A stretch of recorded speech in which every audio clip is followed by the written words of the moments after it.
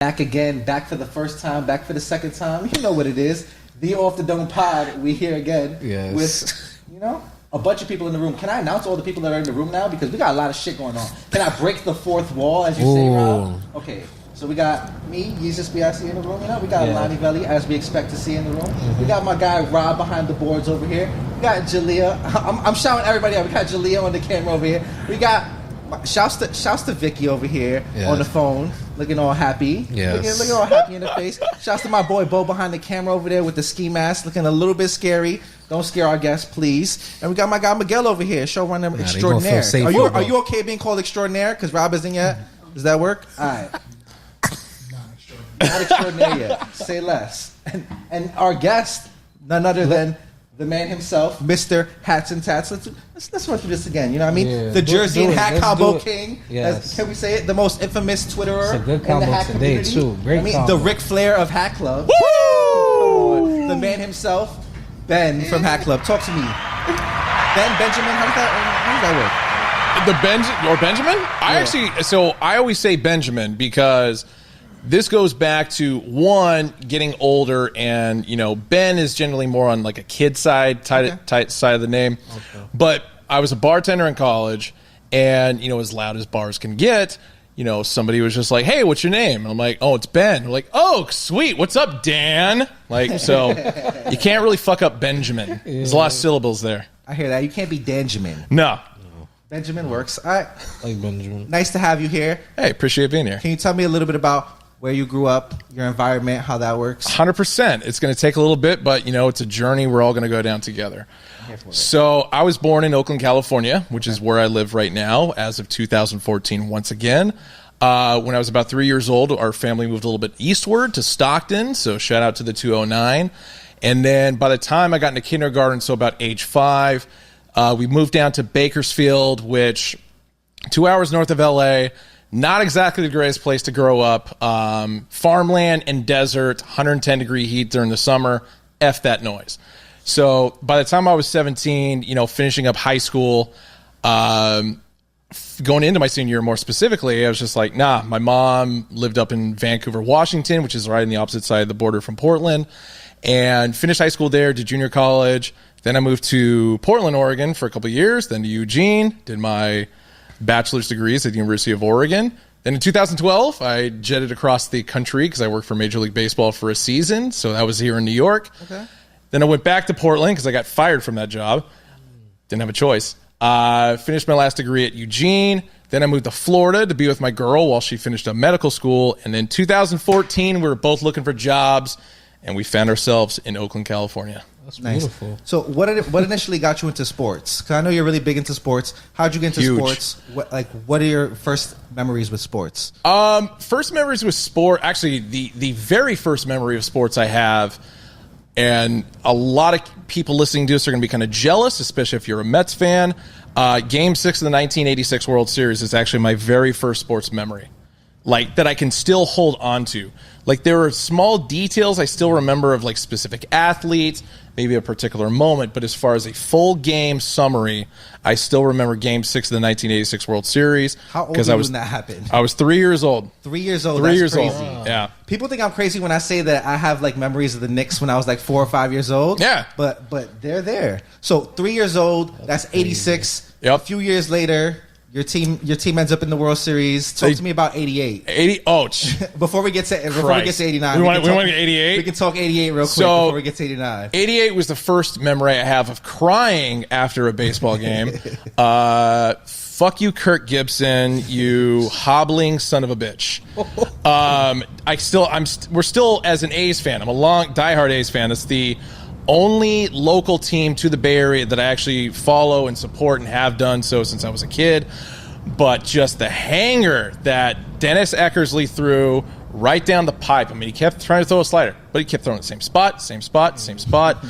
And Gibson knew exactly what was coming. And, the amount of swings and misses or, fouls off that he had, etc. But, you throw the right one in the zone and there we go. It's gone over the right field wall. Dodgers win Game 1 of the World Series. A's eventually do win a game in that series, but not enough to plate a championship.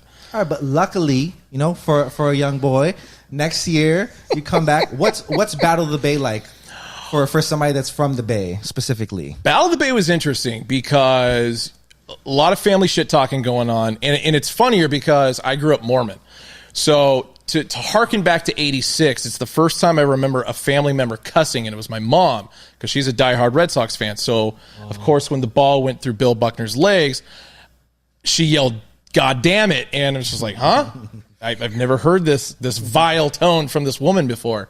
So, now we are in 89, and, as polite shit-talking as there is between Mormon family, because half of us are A's fan, half of us are Giants fans, all being from the Bay. My mom, confused, Red Sox fan, whatever, but she wasn't important that year. And then the A's, jumped out to a 2-0 lead. Then we go to Candlestick Park, and earthquake. So at that moment, I mean, we were 4 hours south in Bakersfield when this happened, but all of our family is still in the Bay Area. And so, we're frantically trying to call, like, oh my God, you guys okay? Because it's not like today with the internet and stuff where you get, rapid news development. Everything there was based on, okay, whatever the TV's showing, but TV feed cut out. Phone lines, for Christ's sake, having a landline in your house. It's such a crazy novel idea nowadays.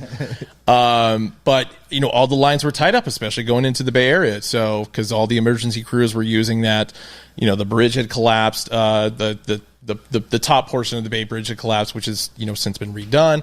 And it was crazy. So we actually didn't get really any kind of updates for like 36 hours.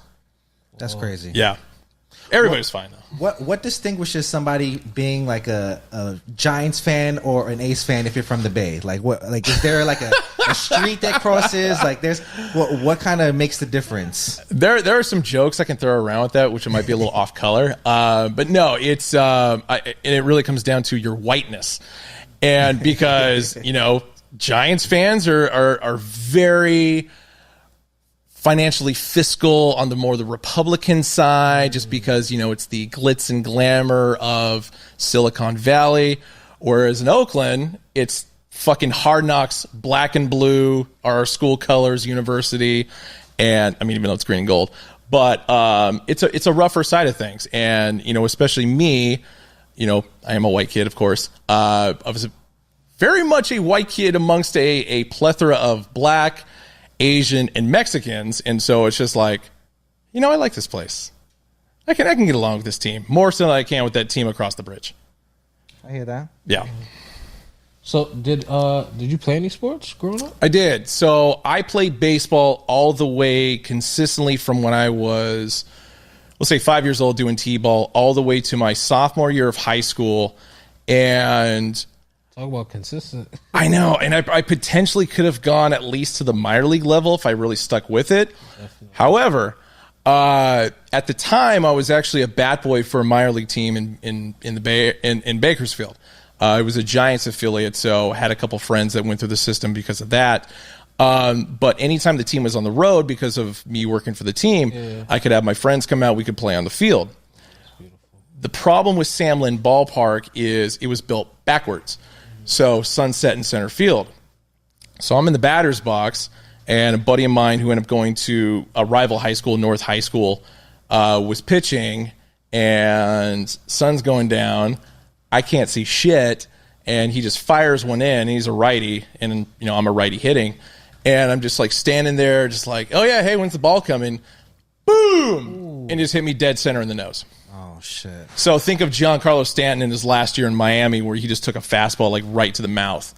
And, from that point, I was just like, I'm going to reconsider getting back in the batter's box from this point forward. Yeah. Like taking one of the ribs, taking one of the leg, whatever, not a big deal. You can kind of rub that off, throw some dirt on it, whatever. But taking a fastball to the face is just like a whole different kind of pain. I can imagine. I'm not gonna lie to you. That I've never played baseball myself, and that is one of the main reasons. I feel like I couldn't even imagine what it'd be like to get hit in the face with a pitch. That sounds danger crazy. Zone. Listen, I got hit in the face when I was young. Well, it was like the top of my eyebrow. Yeah. I was playing baseball just around the neighborhood with my friends, and I'm trying to catch the ball, and boop, right on top of my my eye. I was looking like the Hunchback in Notre Dame for like a good week. So you said you thought you could go minor league. How were the numbers looking in high school? Oh God, I was hitting 727. 727, and I'd only struck out twice. So you were raking. Yeah, you definitely were. Never hit for power, but I could find gaps. But then I was also a leadoff hitter. So back when I was fast, I just got a lot of bunt singles. Nice. Did you play any other sports? I played basketball and I played soccer, and then I did some like long distance running. You have basketball height. I feel like that could kind of work. Honestly, it was one of those weird time periods where I thought mentally I was better at basketball than any of the other sports, but the coaches felt the exact opposite. So even though like they were just like vehemently against me like making the team. So when I was still in Bakersfield and going to high school playing basketball there, the only time they ever actually let me play was during summer league. Anything regular season, it's just like, nope, you're cut. Like I get through conditioning and I just blow everybody out of the water because long distance runner, and they would cut me. So the 1 year that they actually let me play summer league, they were jerks about it and put me on the JV team, not the varsity team. And it's like, okay, cool. Let's do this. And I averaged 5 minutes a game. Because, well, we got to play you at some point. And in those 5 minutes per game, in the 15 games that we played, so this is between my sophomore year and my junior year of high school, I led the league in field goal percentage, blocks, steals, and no, it was just those three. So I went 13 for 13, 2 for 2 from 3-point. Everything else was, within. Yeah, and I led the league in blocks and steals. That's pretty hilarious. Yeah, and then when I, of course, transitioned high school my senior year, because it's like I want a fair shake. I actually do want to play basketball. So this was Columbia River High School in Vancouver, Washington. The team wasn't that great. I mean, a few years prior they kind of were. And so I came in and met with the coach. We formed like a really good relationship. His son was there a year behind me, much taller than me, and clearly was a guy who was either going to play football or basketball. And we do pickup games and conditioning and whatever, and I was like ready to roll. And something had happened, the last year that I was bat boy for, this minor league team, the Bakersfield Blaze. So this is my junior year. During a game they were playing the Modesto A's, and the batter's name was Esteban Germán. He was in the batter circle, waiting to get a bat. Yeah. And I told him, it's like, hey, I'm going behind you. Well, dude just spoke nothing but Spanish. So I walked behind him, and he just full-on uppercut swings right into my chin. Bruh. And I just, fall back into the fence, and I'm still standing there. I'm just like, wasn't expecting that. And, of course, he's just like, oh, my God, you okay? But I can't remember how to say that in Spanish right now. And I'm like, no, I'm good. Just casually walked off a guy who eventually would make the major leagues, uppercut swing to the face. So I go a couple feet away because it's like, well, I'm not going to be near you anymore. And I'm crouching down, waiting for the next batter. And, if a ball goes foul, whatever. And he just looks around and sees me, and he's just wide eyed. And I'm just like, what? And, I feel this itch on my chin. I grab it, and it's just blood just pouring out of my chin. Oh, shit. And I'm just like, oh no, this is not good. Yeah. So me being on the job, I still wait for the batter to get out.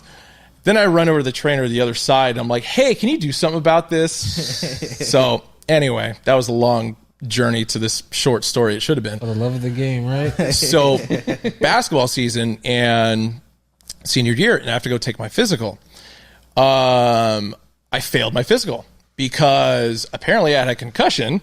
And I never went to the hospital. Shit. And so, throughout, my senior year, and especially going into doing my physical, I just had tremors in my left hand. Yeah. So just would not stop shaking.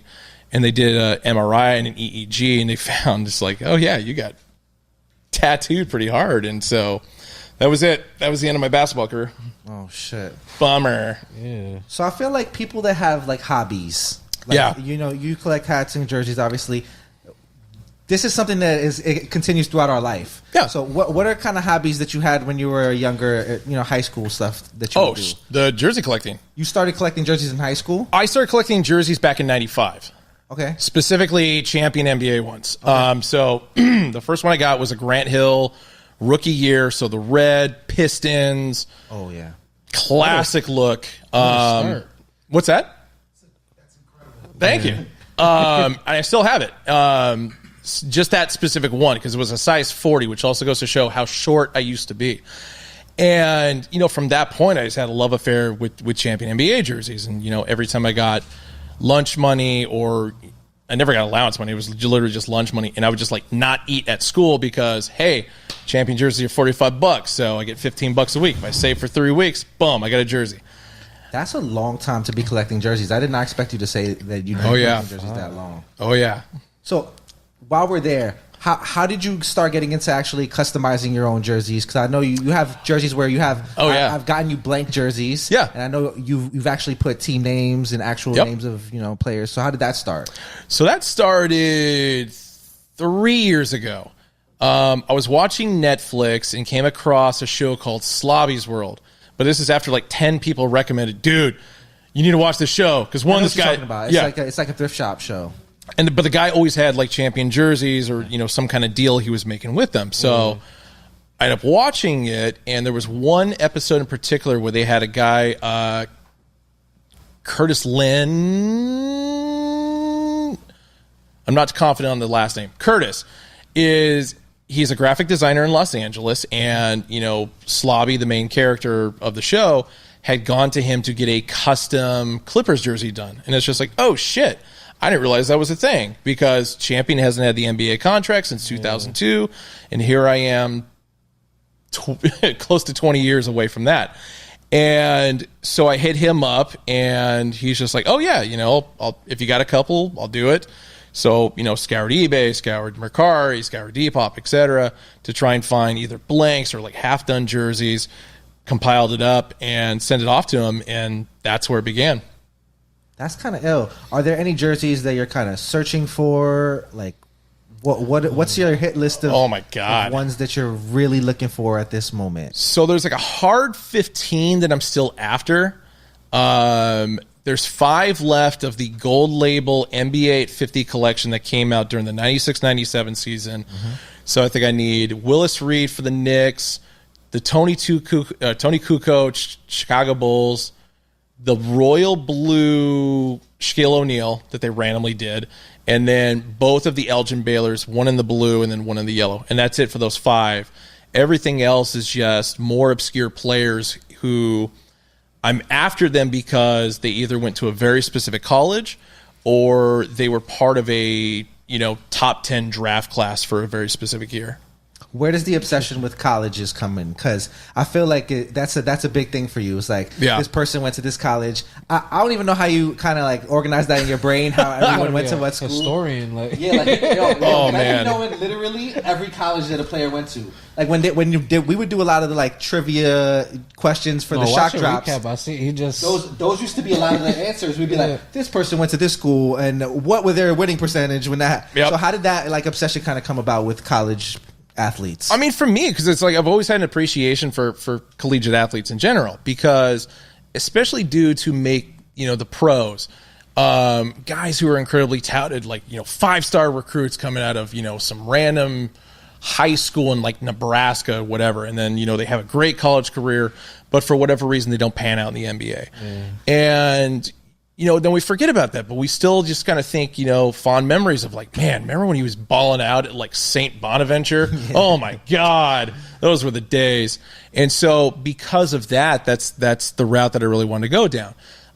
Because there's always great stories that come from collegiate athletes, whether they make it in the pros, whether they make it, playing overseas, whatever, me having a jersey that can, tell an entire tale more so than what my mouth can do. Because somebody can just look at it and be like, holy shit, man, I remember that guy. God, I thought he was going to be the greatest. And, that's how it goes sometimes. I hear that. All right, so while we're on college, tell me, how did you make the decision to go to Oregon? Were there other schools in consideration? Yeah. How did that work out? So the original plan was I was between 2 schools. So being a California kid, being in the Bay Area, the go-to is always Cal. But, I'll admit, I didn't have the grades for Cal, so there was no way in hell that was going to happen. The second was UCLA. So my favorite basketball player of all time is Reggie Miller. Reggie Miller played college ball at UCLA, when I was little. And my dad and I used to watch UCLA basketball games all the time. So, I hung with that. So it's like, okay, cool. I'll go to UCLA. Well, the problem with that was, as I mentioned earlier, when I left after my junior of high school to go to Washington, having in-state tuition, was out the window. And, I wanted to get heavily into journalism because the funny thing about most sports writers is that there's a moment in their life where they come to, I'm never going to make it as a professional athlete. So, hey, I might as well write about it and talk shit. Yeah. So I had that moment when I was 15, when I got struck with that baseball, and more so my senior year when I couldn't cut it at basketball. So a couple schools came up. One was Hofstra, which is upstate New York. Okay. In which case, for anybody listening, if you can name the last major player to play in the NBA at Hofstra, I'll give you $100. Shit, they had a really good player like a few years ago. I don't remember his name though. I'm not gonna lie to you. No idea. Speedy Claxton. Oh, Speedy Claxton went to Hofstra. Speedy Claxton went to Hofstra. I did not know that. Yep. So it was a hell of a time finding that jersey. And so, but that also, went in tie with me staying in California because my journalism, I almost said professor, my journalism teacher in high school had like really strong ties there, and they had a really good journalism program, and he could have gotten me in. Okay. Well, because I changed high schools, that wasn't the case. So I just did junior college at a high school and spent a couple years off. And then, I was living in Oregon, and I actually wanted to go to Oregon State because the Barometer, which is their school paper, was actually like one of the best reviewed, best rated, college papers in the country. Mm-hmm. The weird thing is they don't have a journalism program. So it's all just kind of student done and run and, whatever. Meanwhile, a little bit down the road, University of Oregon has a stellar journalism program. And the funny thing about it was I grew up just absolutely hating Oregon sports, like University of Oregon Ducks. So, I decided to be the bigger man and buried the hatchet. And it's just like enrolled there. And my GPA was finally in an adequate range where they let me in. And wow, so you almost ended up with the rivals. That's kind of crazy. Yeah, yeah. But I sure as hell was not going to go to University of Washington. Question: while being in Oregon, is that where you love to run, like long distance running? Because I heard you say earlier. No. I did when I was there because I actually played more soccer when I was there, but then also you just went to Hayward Field because this was back when, they didn't have like all the barricades and stuff they do now because they've put so much money into it. Yeah. World Championships there, Olympic trials are there. Yeah. But you used to be able to just walk through a gate and go run the track. Mm-hmm. And I lived like 3 blocks away from Hayward Field when I was living there. And most notably, the vast majority of the athletes and track stars from Oregon who then went on to Olympic greatness were my neighbors. Like Ashton Eaton lived right across the street from me, and he's hands down like the greatest Olympic athlete of all time.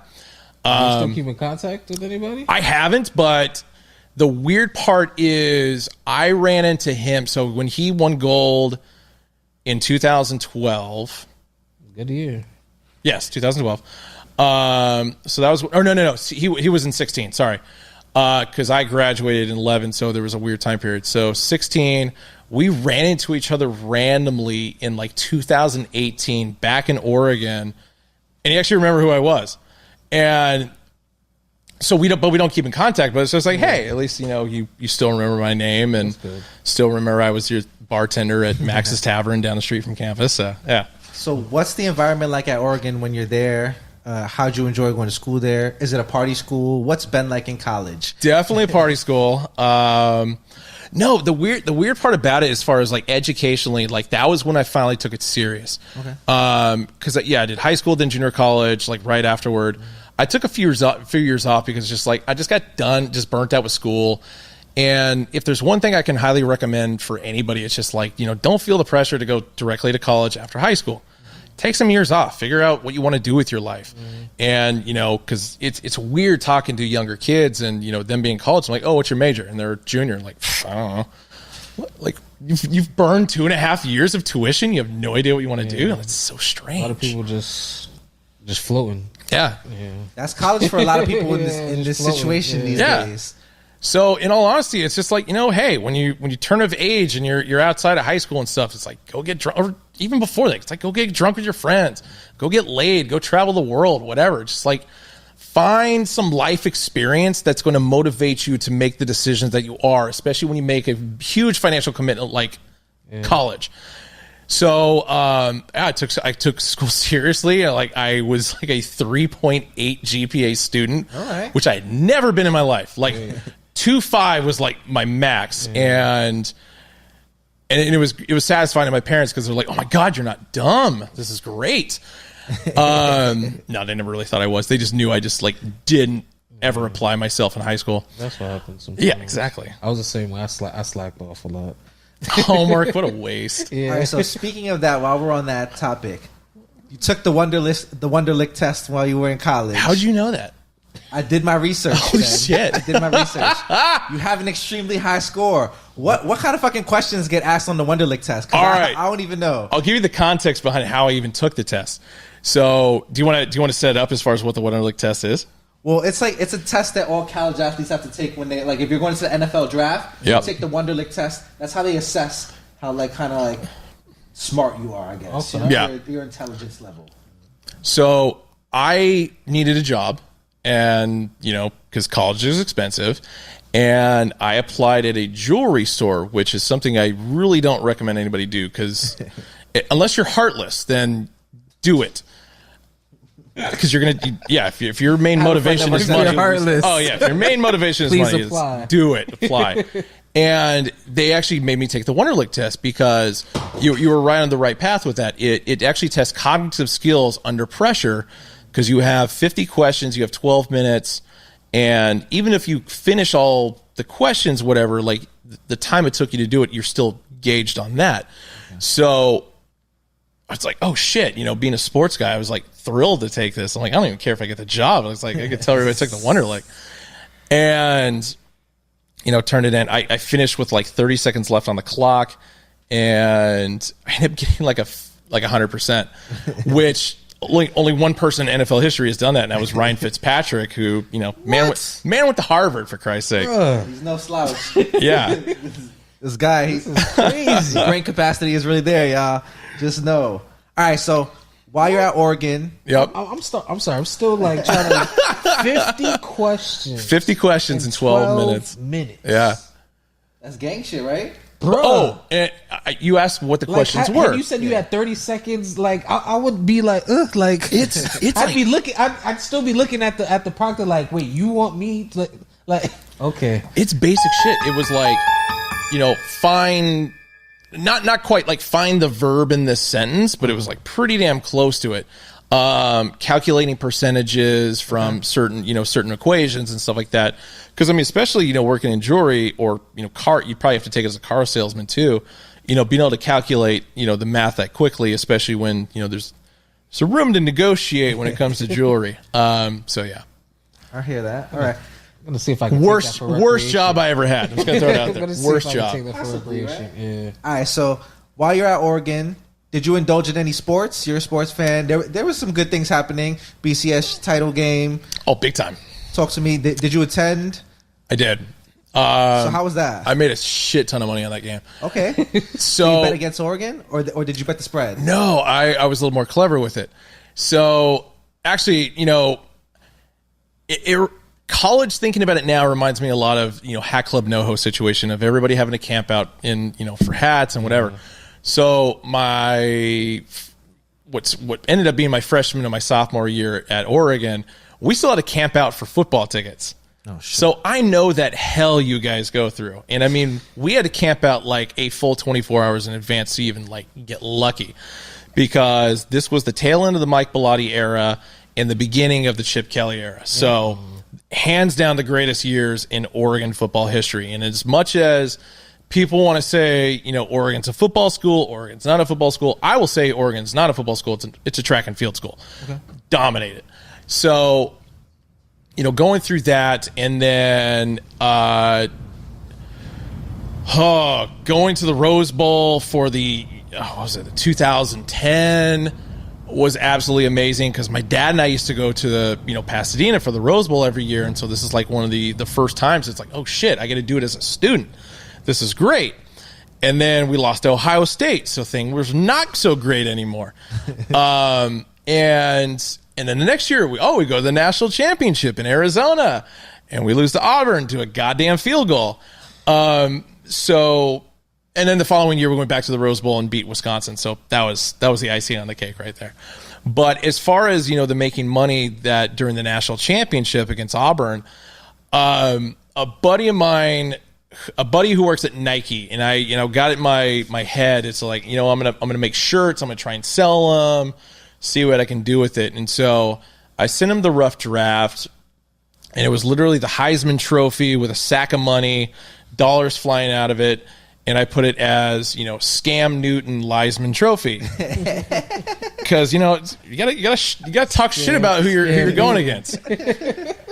And he liked the concept of it, but the artwork on it was subpar, compared to what he can do. So he's like, "Hey, I got you." So he, completely redesigned it so he made the Heisman Trophy actually look like Cam Newton. Oh, and of course, all this got produced like before the Heisman was announced. And so it's like, all right, I've got this graphic and these shirts in hand. Oh my God, now I hope to God Cam Newton actually wins the Heisman, because otherwise I'm going to look like a jackass with a bunch of shirts that are not going to sell. So he wins it, thank God. Oregon, Auburn, now we're going to play in the national championship. And so I just grabbed my backpack and sold a couple shirts on campus, and then we, took the trek down to Phoenix because it was out in Glendale at the time University of Phoenix Stadium, and I just walked around, just all these parties and stuff, and just had one shirt on, and people were like, "Oh, dude, where'd you get that?" And I'm like, "Oh, I made them." And they're like, "Oh, how much?" $20. And within like 3 hours, I made like $5,000. Shout out to Cam Newton. Yeah, and exactly love you, Cam. But I didn't even have a ticket to the game, and it's just like at this point, it's just like you can buy tickets. I got a wad of cash in my pocket. Get some season tickets or something. Yeah, and I was like, nah, fuck it. I found a buddy's his dad's frat. I hate hanging out with frats, but his dad's frat's tailgate, and so just watch the game with them, drink beers, still out all my money. Oregon loses, and so it's like, all right, I could sleep easy on this. Nice. All right, one last Oregon football question. Bring it on. You were going to school when the LeGarrette Blount incident happened. Which one? Him kicking the ball through the end zone against Ohio State? No. Or the Byron Hout situation? Yeah, him punching Byron Hout after the game. Can we talk a little bit about that? And what's the temperature on campus when something like that happens? All right. So, oh man, I haven't told this story in a while.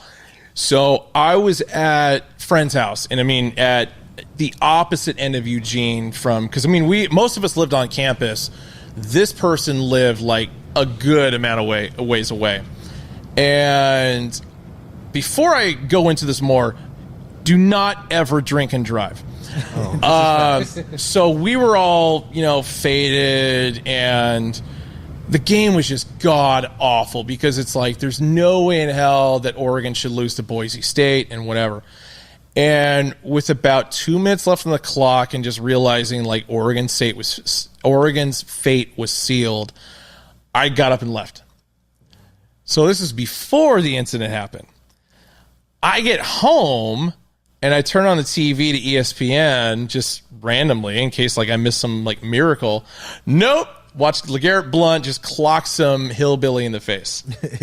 And it's like, oh man, I wish I watched this live. And so I'm one to admit, a lot of people aren't, because a lot of people will say, oh dude, remember that game back in like 94? I was totally there, man. I'm not that guy. I'm honest and upfront about this. I did not watch it live, and I'm a man enough to admit that. Damn. I know. That's a situation, I feel like. But campus was amazing the next day. I could imagine. Yes. I could imagine being upset, like, oh. You're just hearing the story over and over from everybody else, and you're just like, I was sort of there. Yeah.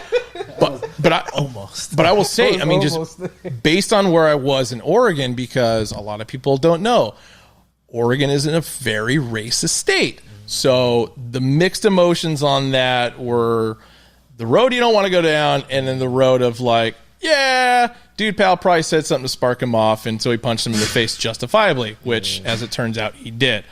So, yeah, that was it was a really hot but also controversial day on campus. I hear that. Yeah. All right, so you leave Oregon. What are the first jobs you get into fresh out of college? Oh man. So the Major League Baseball job that I had, that was after no. I hadn't graduated completely yet. With the cave dweller thing? Yeah. So how does that come about? So I was in the MLB fan cave, and the way that came about was it was a social media experiment program that they did. It was the second year they were doing it. And essentially what the job was like you sit in this large like TV studio room type thing, and you watch every single baseball game. You interview celebrities, players will come through if they're in town, and blah, blah, blah. It just sounded like, man, this is right up my alley. I mean, as a sports journalism kid, it's just like, this is dope as shit. Yeah. So the first year they did it, I didn't apply just because it's like, no, I want to finish college first and then do that. Coincidentally, the day that they announced that this was going to be a thing, so this is back in 2011, is when I started my Major League Baseball tattoo collection. So for those who don't know, on the right side of my body, from my waist up, I have every logo and mascot for every American League Baseball team. On the left side, I have the same thing, but for the National League team. And each one has like a weird modification because it tells a different story within, the team's history, whether it's good or whether it's bad. And so it's just like, that was a mixed part. It's like, okay, I'm going to graduate high school or college in 2011. Let me get through that. If they do it again next year, I'll do that. Plus on top of which, all the tattoos will be done. So sure enough, they do it again. And I'm like telling everybody about it. It's like, oh, dude, this job is going to be dope. I'm going to apply for it. I feel like I've got a good chance of getting it, which I've got confidence in myself to a degree. But, for something like just perfect of a job like that, I rarely ever say, I'm going to blow everybody out of the water. This is going to be the best thing. And everybody's like, oh, yeah, thousands of people apply for that. And, you blah, blah, blah. So Rose Bowl against Wisconsin.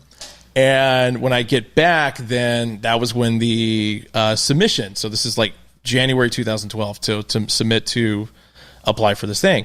And the thing they were asking for was, there were 3 questions they gave you. You had to write essays for each one. Okay. And then you had to make a video, and there was something else too, but I can't remember what the third part was. But the one submission that I remember for the essays was I was like, dead confident that oh yeah, Doug Fister of the Detroit Tigers is going to win the AL Cy Young. He's going to throw a no-hitter and whatever. But I was really, kind of comical about it.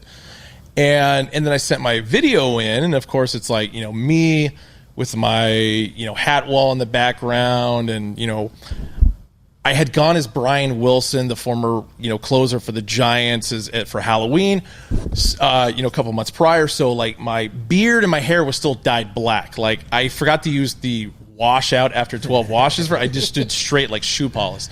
So I do my submission, and then at the end, I'm just show off my tattoos and whatever. And then 3 days later, I get a phone call, and they're just like, yeah, so you're applying. I mean, you're like, you really want to do this, right? And I'm like, yeah, of course. I wouldn't apply for it. And what a call. They had, oh my God. They Are you sure you want to do this? Yeah. So much interest just because, I'm a weird enough looking dude, and I can say funny things on occasion, and so it's like, okay, there might be some interest there. Because the job itself was basically social media, but trying to draw in a younger audience for baseball, just because it's an older game. It's more older people tend to like it, unless you really have a religious family about baseball to kind of drive you into it. So I was like, yeah, let's do it. And the next round, they whittled it down to 50 people. And they're like, okay, here's our 50 finalists, and I'm there, and I see all these other people from different cities and et cetera, and have their different fan bases. I was an Oakland A's representative because that's my squad.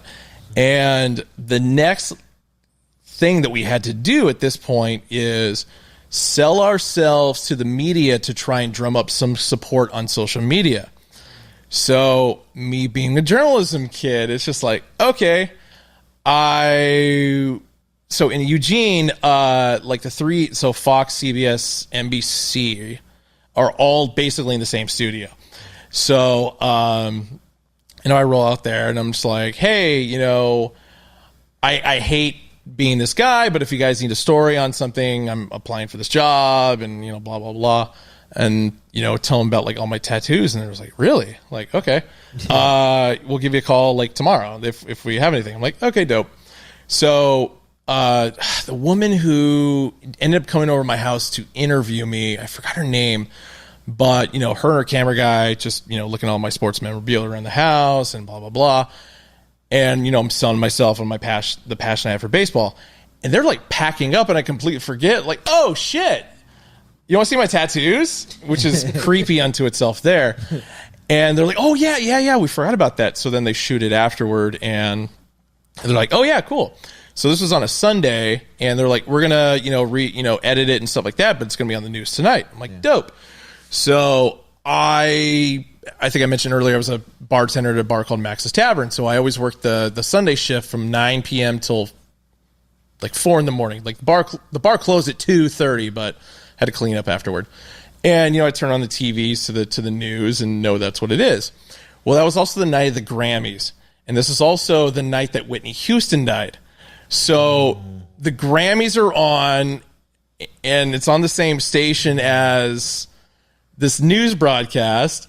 So it's everybody finishing watching the Grammys, leading in with Whitney Houston dying, and then all of a sudden, hey, here's this fucking dude who's got all these baseball tattoos and blah, blah, blah. And at the bar, because I was busy, serving drinks, and there's like people outside, they're like, wait, was that you? I'm like, yeah. Like, that's dope. So I got class the next morning, so I'm walking on campus, and I get 2 phone calls immediately.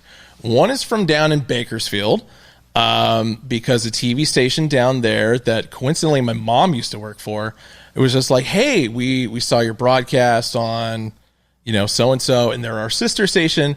Can we ask you a couple questions, and then we're going to run the feed on our broadcast because, you lived in Bakersfield. I'm like, yeah, let's do it. So answer my questions as I'm walking to class, and boom, I have a cigarette. I'm outside because at the time the class I was taking was at night library. So, finish my cigarette and I'm walking in. I get another phone call, and it's another news station, this time in Minneapolis. And, same thing. It's like, hey, we saw the feed and blah, blah, blah, a couple questions. We're going to run with it. I'm like, yeah, so give him a couple minutes. So I get into class late.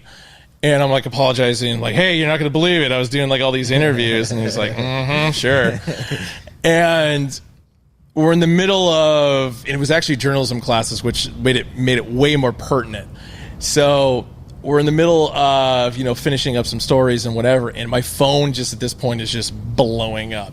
And I'm getting calls from like New York and a couple other places. And so I called the New York number back because I know Major League Baseball's offices is in New York, and so it's like, okay, we get like a 30-minute break because the class was like 2 hours long. So I run outside, call this number, and it's one of the heads of public relations for Major League Baseball. They're like, hey, we need to talk immediately. I'm like, what? What did I do? They're like, we got people from Yahoo, from Bleacher Report, from Barstool, etc. Like, they all want to do interviews with you. Can I give them your phone number? I'm like, yeah, of course. Why would I say no? It's like, why did you even ask my permission? Yeah. Like, okay, cool, just making sure. So for like the next like 3 days, just like interview, and just blah, blah, blah. And to the point where it's like, it's still crazy to me that with like one phone call and popping into a TV station, I'm just like, worldwide attention, basically. People want to know. Yeah. Do you have any tattoos? I'm sure we can stick on a tattoo. No, I got a question. Might as well, right? Did you get all done by the same artist? Yes. So my friend Felix the Tat in Eugene, Oregon. Okay, yeah. So where how did that like come about? You just like one day you're just like, did it start with one logo? Yeah. How did that start? So the original plan was going to be a full sleeve. a buddy. I actually went to another artist. His name is Reed Gacher. Sorry, I stumbled there. Reed is funny because he and I later became roommates. So this is kind of interesting. He turned me down because the original idea was going to be like the Stomper elephant exploding out of my arm, and then all the other mascots are going to be running away from the elephant. Okay. But he's just like, there's too much going on there in such a small space. I don't think I can wrap my head around, conceptualizing that. I'm like, okay, cool. So then you gotta respect that honesty. I agree. I was gonna say, much like myself, I'm honest. Yeah. I try to associate myself with very honest people. Yeah. So then I brought up the idea as far as like, on my rib cage, because it's like, okay, bigger area, split up American League National League. He sat on it for like 3 days, and he's just like, nah. And it's crazy because he's a huge baseball fan, and that was like why I went to him in the first place. So it's like, well, shit, I don't know what to do now. And so I drove across town to this other shop, which Black Lotus is what it was named. And Felix, who he and I are great friends now, was there because he had done a tattoo for a former girlfriend. And so I told him the idea. He's like, they were closing up, and I'm like, hey, I just have a quick question. Here's my idea. Do you think you could do it? And he's just like, oh, fuck yeah, dude. I've been wanting to do like a big baseball project for a while. It's like, dope. We set a date, and I think we ended up doing like a couple weeks later, and gave him my idea. And, he needed like a week or two to like, put it together, showed it to me. I didn't make a single change because it was just like, this is exactly what I want. This is perfect. It was meant to be. It was supposed to happen that way. Oh, absolutely. Yeah. I feel like you're in the process of minor league baseball logos as well, right? Yeah. All right. So how's the progress going on that? So how many minor league baseball logos are there? There's like 140. Okay. So I got work to do. So these ones, and it's split up. So this is how meticulous I am about it. So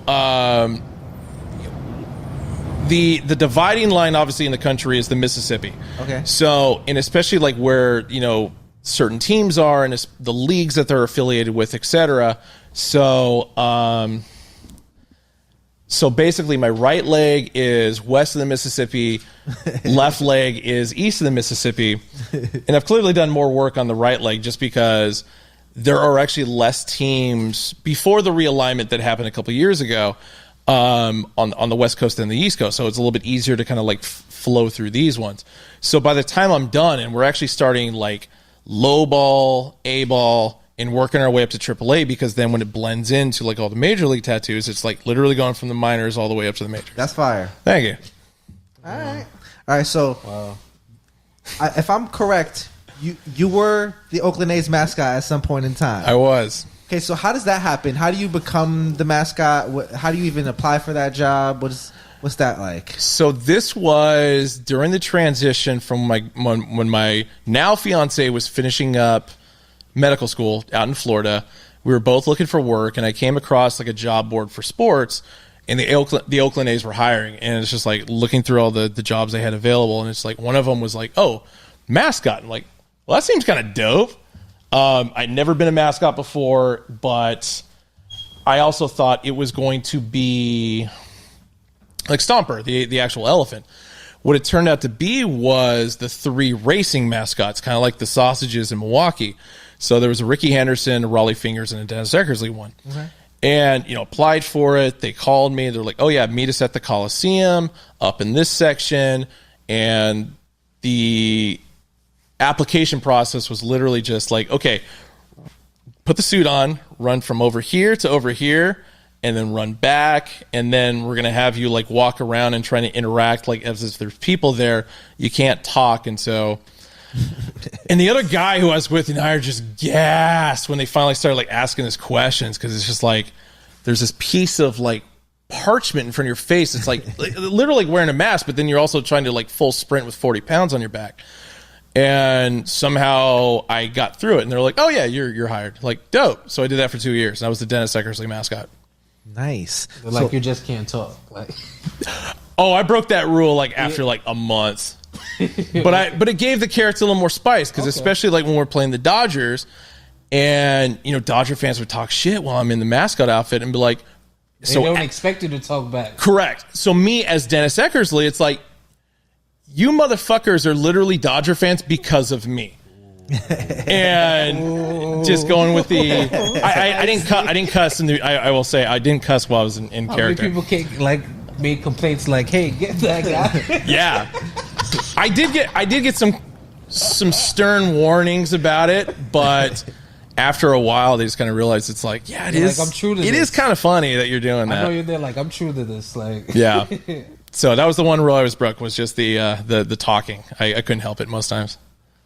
So when does Hatclub come into the picture in this timeline? So actually about the same time. So I got that job in 2014 because we had moved to Oakland January. So like basically 8 years ago last month.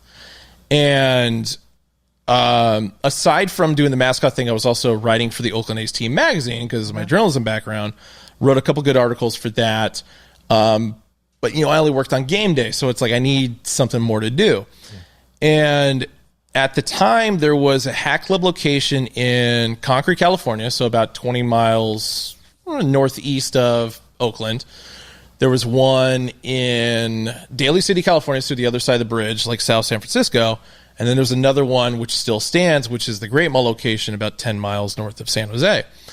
And I'd gone to the Concord store, like when we first moved to Oakland, and picked up a couple hats and met some of the employees. I'm like, oh shit, I've only known about you guys since like 2012, but it's really dope that you guys have a store here, and so I've always wanted to go. And then I go to the Great Mall store like a couple weeks later, and the same girl who was at Concord when I was there the first time was there, and I'm like, oh hey, fancy running you again. I didn't realize you guys had more than one location here in the Bay, so I got to check this one out. End up buying another hat. And at this point, it's just like, I just went on their website and I'm like, I wonder if they're hiring. And sure enough, they were looking for an assistant manager at the Daly City store. And, I went over there to apply in person, as I do. And I swear to God, I was wearing a suit. Because got to dress for success. Yeah, you're serious. And the same girl was there. I was like, oh shit, once again. And, handed me a resume, application, whatever. And it was funny because, at this point in my life, it's like I had already, been working for the A's. I worked for Major League Baseball.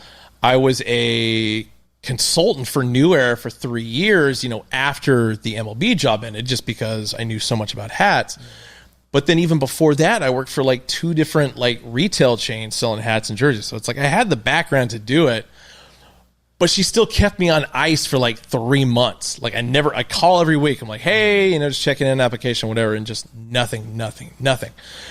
So as I found out about a month ago, Paul Stasha, one of the owners of Hatclub, like told me the story because I just casually brought it up. I'm like, why the fuck did Veronica take so long to hire me? And he's like, oh, I got a story about that. And it was literally, you were so overqualified for the job that she didn't know if you were being serious. I'm like, why the fuck did I apply then? And I think deep down, she also thought that because of my background, that like whatever, even though I'd be the assistant to her, whatever direction she gave me, it's like I would just like fight, tooth and nail about it. And it's just like, no, it's the exact opposite. It's like companies are all different. I want to be able to fit in. I want to do the best that I can. It's just like I can talk about hats. I can talk about my passion for hats, but it's just like if there are rules as far as customer service, as far as stocking product and et cetera, it's just like I'll follow the rules. Like, yeah, I want the job. What is we gotta just rewind real quick. You said you were consulting for the MLB. What does that entail? So that was a combination of a couple things. I was so there was a small group of us because like back in college. During my last year, so this is post MLB job, I was depressed as shit, but I still had like 3 more classes in college to finish up my last degree. And at that point, it's just like I need to write about my experience with this and with MLB, and I have all these other great stories about hats and et cetera. So that's what it was. I started a daily hat blog called Hats and Tats, and worked out a lot of my frustration with that because when I got let go from MLB, because my entire life it's just like, wanting to do something with sports, do something with baseball, maybe basketball, whatever. But baseball is like the big one. And, getting fired, basically getting blacklisted for like an extended period of time just because I, rubbed so many people the wrong way when they let me go. And it's like, shit, I got to start over from the beginning. And yeah, I was down. But, girl I was dating was just like, hey, you got to finish fucking school. You got 3 classes. Like, it'd be stupid to not do this. And then the whole time my mom is just like, you need to start writing. It'll help you, blah, blah, blah. And sure enough, it did. So with this blog, New Era took notice and they hit me up. And because one of their reps I had drunkenly met in Toronto at a Blue Jays game, and he remembered me. And so he hit me up. He's like, hey, dude, we want to fly you and a bunch of other collectors out to Buffalo to headquarters and give you a tour and all this other stuff. I'm like, oh, it's fucking awesome. That's cool. That's awesome. All right, so you started assistant manager at Hatclub, right? Yeah. How do you? Because I know one thing I know about Hatclub, they like to promote within. So you might start as a store manager, and you might end up as lead designer, as we've seen. Bingo. So how does that start working? How do you become into social media and social media specialist and all? And I don't even know what's your title these days. So my main title is community and engagement manager or director, whatever. Like, it's a very long I was about to say that's title for like, oh, hey, fucking Twitter guy. I mean, it's really what it breaks down to. But do you type that all out, or do you abbreviate like fucking Twitter guy? I throw an apostrophe after the end. Don't need the G. That's not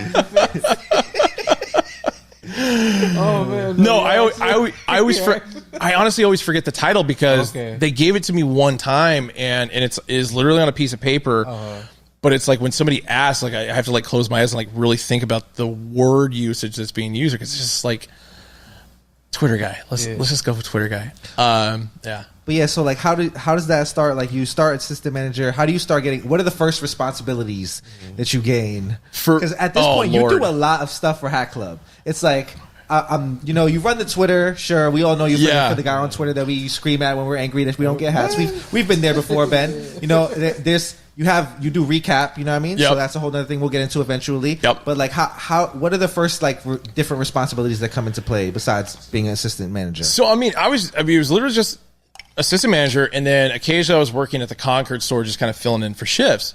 So about 2 months after I got hired at Hatclub, one of the owners and then like the current CEO, came into the store, and they were all just like, "Oh my god, I can't believe you're actually working for us." I'm like, "How the fuck do you guys know who I am?" Like, we read your blog, we remember when you worked for MLB, et cetera, et cetera.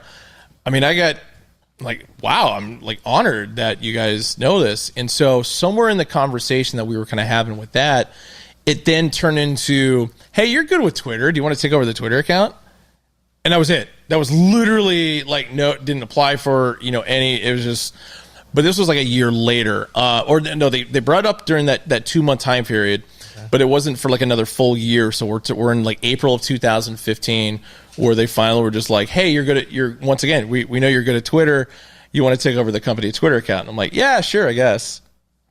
That was it. It's not as glamorous as it should have been. Yeah. So what are the other things you handle these days? Because oh god, there's a lot on your plate. I feel like you're a busy man. When stores, when NoHo reopened, you're the guy they brought into town. Yeah. So like, what is like? I'm still baffled by that. No, not really, but really? Oh yeah, I was about what does your job entail exactly? Because it feels like there's a lot that goes into it. I feel like you've been in cities scouting different locations for stores. Yep. There's a lot going on there. I get around. So I love to travel. If, my life story hadn't already, pointed that out. But no, I mean, as far as like where my job kind of progressed into what it is now, because I was still running a store. I was running the store in Concord, and just me doing Twitter was just kind of like a side project, even though it was me 24 hours, or it still is me 24 hours a day, 7 days a week, all year. And I've been doing it for what? It's been 7 years now. Oh my God. Whereas other companies have teams of people doing this stuff. Yeah. So when my store got closed down due to COVID, I had the option. It was like, oh, you can work at Great Mall, but Great Mall is like 45 miles away. It's like, I don't really necessarily want to do that. That's a long commute. Yeah. If you guys, I could just do the Twitter full time because I'm, always pretty helpful with that. But it ended up turning into like the way, like recap. So it evolved into that. And the only reason recap happened was because one of our marketing directors, who's no longer with the company, great guy, and he wasn't fired or anything, like he just moved on to another project. So back in November of 2019, I was in Vegas with my girl, and he just randomly called me and started talking about like, hey, you have a pretty good on-screen personality, you know how to talk, and blah blah blah. And he's like, we've been thinking about, we want you to do like a show like on Instagram. And it's just like, dope. I pitched that 3 years ago and everybody said no. But it's like, okay, cool. At least somebody understands, what I'm capable of. And especially because like my time with MLB came up. And so, kind of getting back to this and, the time frame it was going to start was going to be May 9th. So 5/9, 59-50 day basically. And then just like everything just kind of like went crazy from there. The first person we had as a guest was Mark Maidment, the senior director of brand for New Era. And so that was like the real test. It's like, well, if I fuck this up, we're not doing recap anymore. And he loved it. He thought, all the weird questions I was asking, the match game, the way that came about was one of the owners, because we have an Australian owner that a lot of people don't know about. He threw me these 5 questions. So it was literally the car, the song, etc. But it wasn't in the form of match game. Like I had to, spice it up a little bit to have it make sense, because it's like, these are 5 really weird fucking questions to ask during an interview. But it's just like, okay, if I turn it into a game show, then it's like, okay, we might have something here. And that's what it was. And then and recap was only supposed to last for a week, because it was like the entire week for 5950. Sucks what happened and everything with COVID, but that really put Hatclub on the map. And so the attention was on us, and so we do a week of shows, and the response was like super positive. So then our marketing guy, Cameron is his name, I forgot to mention earlier, was like, man, you and Justin should do this like every week. This is great. And I'm like, okay. Justin, as we know how gruff and docile he can be on occasion, was just like, yeah, fuck it, whatever it ends. So I had a much more positive attitude about it. But yeah, we kept going on it, and it was fantastic. But because I was still doing stuff at the store during this time the store hadn't closed yet. So I was still going in when I could, when, just shipping online orders out, and then the store opened up again. It was crazy. And then, finally, the end of 2020, recap is still going. I no longer have a store. I was helping Great Mall out, but then they just kind of realized it's like, no, everything you do as far as Twitter, everything you're doing with recap, it's just like you can literally just do this stuff from home, because you respond to everybody, you answer everybody's questions. Not a lot of other brands do that, and no, that's a fact. Yeah, and to be honest, and as far as the reason why I do it is because for any of us who grew up during, in my case, the 80s and the 90s, like we didn't have anybody helping with this shit. Generally, if you were to ask a question in any kind of a store, you were bothering the fuck out of that guy, and they'd be so annoyed they would just kick you out. So to be this kind of a person, I always say to be a conduit for information, as far as this passion that we all share.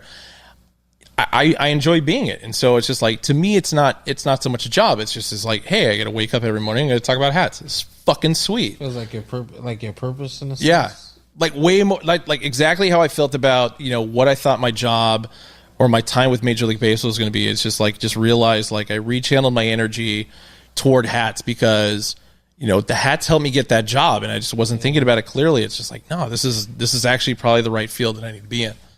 That's a good feeling. Thanks. Yeah. Can you talk a little bit about how Recap has evolved from like being you and Justin? I feel like originally it was more like a hat collector kind of specific thing where you guys used to have a lot of the OG hat collectors on there, and now with Bree it's more of a like, you know, you guys get rappers on there and different kind of personalities that you get to kind of come across. Can you talk about the evolution of how Recap has kind of changed a little bit? Yeah, of course.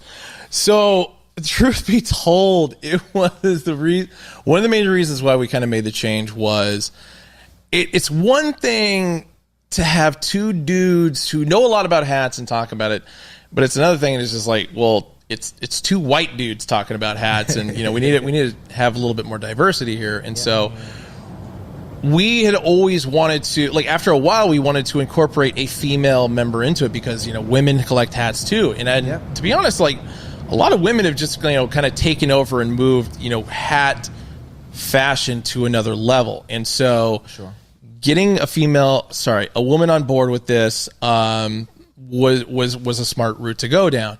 And one of our, you know, other marketing directors from the past, like a woman, she was the one who actually originally suggested it. And so we were kind of like on the hunt, like, okay, who can we get? Bree was a guest originally, and everybody loved her so much that it's just like, shit, maybe it's her. And so we ended up talking to her and, you know, working out a negotiation, and she was like absolutely elated and was like, yeah, of course I'll do it. Let the people choose. Yeah. So bringing her on and, you know, slowly having Justin fade out. And it wasn't so much that Justin didn't want to do it or that we were like kicking him off the show. It was Justin's so damn busy doing designs that it's just like he really didn't have time to do it. Transition. Yeah. Which is also hilarious considering like how much I do additionally on top of Recap and Twitter, and it's just like, how the fuck do I have so much time all of a sudden? But no, it was cool. Like I miss Justin just because I felt like our, you know, dueling energies like kind of worked well because he would just be just so the grump of the group, and I'm just so high energy and smiling all the time and whatever. A good juxtaposition, I think we really are, and it's like my goal. Every show that we did was, I'm going to make Justin laugh his ass off at some point. I'm going to say something stupid, but I'm going to say it on purpose just because I want to see that guy smile. Speaking of Just, how'd you first come in contact with Just? Being that you guys work in the same company, but on opposite sides of the coasts, how did that happen? So here's the crazy part. So when I came out for the grand reopening of NoHo, so April of 2021, 2021, that was only the second time I'd ever met Justin. Really? The first time I met Justin was in Arizona back at a manager summit that we did in Arizona. I think I said Arizona twice in the same sentence. It's just bad grammar right there. And he and I like just hit it off swimmingly. Because we'd always talked on the phone, like anytime we were like, you know, sending hats out to one another, etc. But you know, getting a couple drinks in us, and you know, we had a blast. There was a strip club involved the night that we met, so that's a great thing. Much later, yeah, and a lot of other Hatclub employees were there too. And so, question: you said you guys send the hats to each other. Are there any gems you guys have helped each other, like assist that? You know, like, are there any hats you couldn't get without him, or vice versa? So it wasn't like necessarily we were swapping back and forth. It was just like just transferring product, you know, amongst stores because it was like an old system of way of doing that. But at the same time, I was getting a bunch of stuff in for myself because I cared way more about that than I should have. And I want to say there were a couple World Series patch hats that I got from him just because I'd literally woken up one day. I only collected on fields. I collected Black Nasties. I'm proud to say it. I'm saying it. Proud to say it. Black Nasty collected. I could never deny it. It happened. But I collected the grays and the greens as well. It was just the on fields where I didn't have a choice. Once they transitioned to black in 2007, it's like, all right, well, this is the way it's going to be. Well, we got to buy new hats. I know. But I actively started collecting World Series hats, and I think he had the 1990 Reds at his store at the time, and so I had to get that sent over. He's like, well, I got to buy that because my mission was me being born in '83, collecting all the winners and losers if I could all the way up to the present time. So that is actually one thing I'm still actively doing. And especially like John, our other designer, that I hounded him about because, prior to 96, because World Series patches were not a common staple on hats, trying to find losing team World Series from 83 to 95 was just like, good luck. Yeah. So we had actually like custom create a lot of them, and so that's how I was able to fill a lot of those holes in. That's what she said. Missed opportunity by everybody there, so I had to fill it in. Go for it. Oh wait, we didn't really talk a lot about how you originally had gotten into hats. Yeah. So what are your earliest memories with hats? How did hats become a thing for you? So this goes back to the Bat Boy days working for the Bakersfield Blaze. Okay. So one of the components of doing that is you have to wear a hat. I mean, even though I was wearing a helmet for most of it, but in between innings and whatever, it's like got to have a hat. So the very first fitted that I ever got was the 1999 Bakersfield Blaze on-field hat, which I still own. It was a 7/1/8. My head has grown exponentially since then. I'm a 7.5 now. But they were a Giants affiliate, so I ended up getting a Giants as well, which much to the chagrin of all my A's friends, and especially the shit talking I did earlier in this broadcast. And then from there, I think I went Maroon Philly, so like 1970 through 1991. Classic Pinwheel 1969 through 91 Montreal Expos, which is hands down still my favorite hat of all time. All right. And then just kind of cycled from there, and prior to, like going into 2010, so I'm in college, and that was when I like really started getting into it, and it became a series of, because I think I only had like 10 or 11 fitteds at that point. So from like 99 through 2010, only like 10 fitteds. So 2010, I just start spending my money on hats and tattoos, and it started with, I'm going to get it one of every team. That's a good place to start. A couple of minor league here and there. Then I got some umpire hats, and then it's just like, oh, well, this other one's pretty dope, so I like that Oriole, so I got to scoop that. And then I made the jackass decision I'm going to get every on-field ever made. How hard could that be? Oh, fuck, I'm still working on that. How did you even just pick that? Like, we're just going to go for that. Just it was a drunken decision. I can guarantee that. Like, I don't drink as much as I used to, especially like when I was in college. And I wouldn't say I ever had like a debilitating drinking problem. But there were some nights where it's just like, I'm going to drink 2 pitchers of Pabst Blue Ribbon to myself and smoke a bunch of cigarettes. I'm going to solve all my problems in that night. And usually it revolved around spending money on stupid shit that I didn't need. Bingo.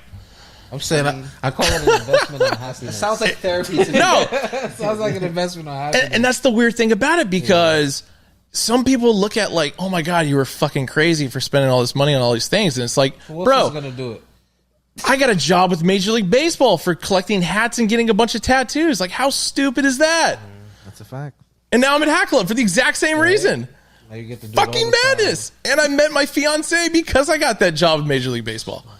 Everything's happening for a reason, right? It all works out eventually. Costs a lot of money, but hey, it's all good. It works. Tax write-off at some point. Eventually. I'm learning. I got to write the book first. We're getting there, right? I'm trying to get to the tax write-off portion of the story. It'll be exactly like the secret of my success, except not involving Michael Jackson. Michael J. Fox. Sorry, I killed my own joke. All right, so you're collecting hats. You're working for Hatclub. Pink bottom surfaces. Oh man, what is that like from your side? Because me personally, I tell this story a lot. Jelani's the first person to ever show me that a pink bottom existed. He sent me the Hatclub post. He said, "Yo," he sent it to our group chat. Actually, he said, "Yo, guys, they're making pink bottom fitteds now." And I said, "You know what? I don't think I need that in my life." I said, "Gray is fine for me. I can do the gray. It's fine." Then I think like 3 weeks later, it was like, yo, guys, there's lines for these pink bottoms now. And I was like, oh, shit. Damn, is this a thing? I saw the photo for the first pink bottom that was ever done. So, Frosty's 96 Yankees. Mm-hmm.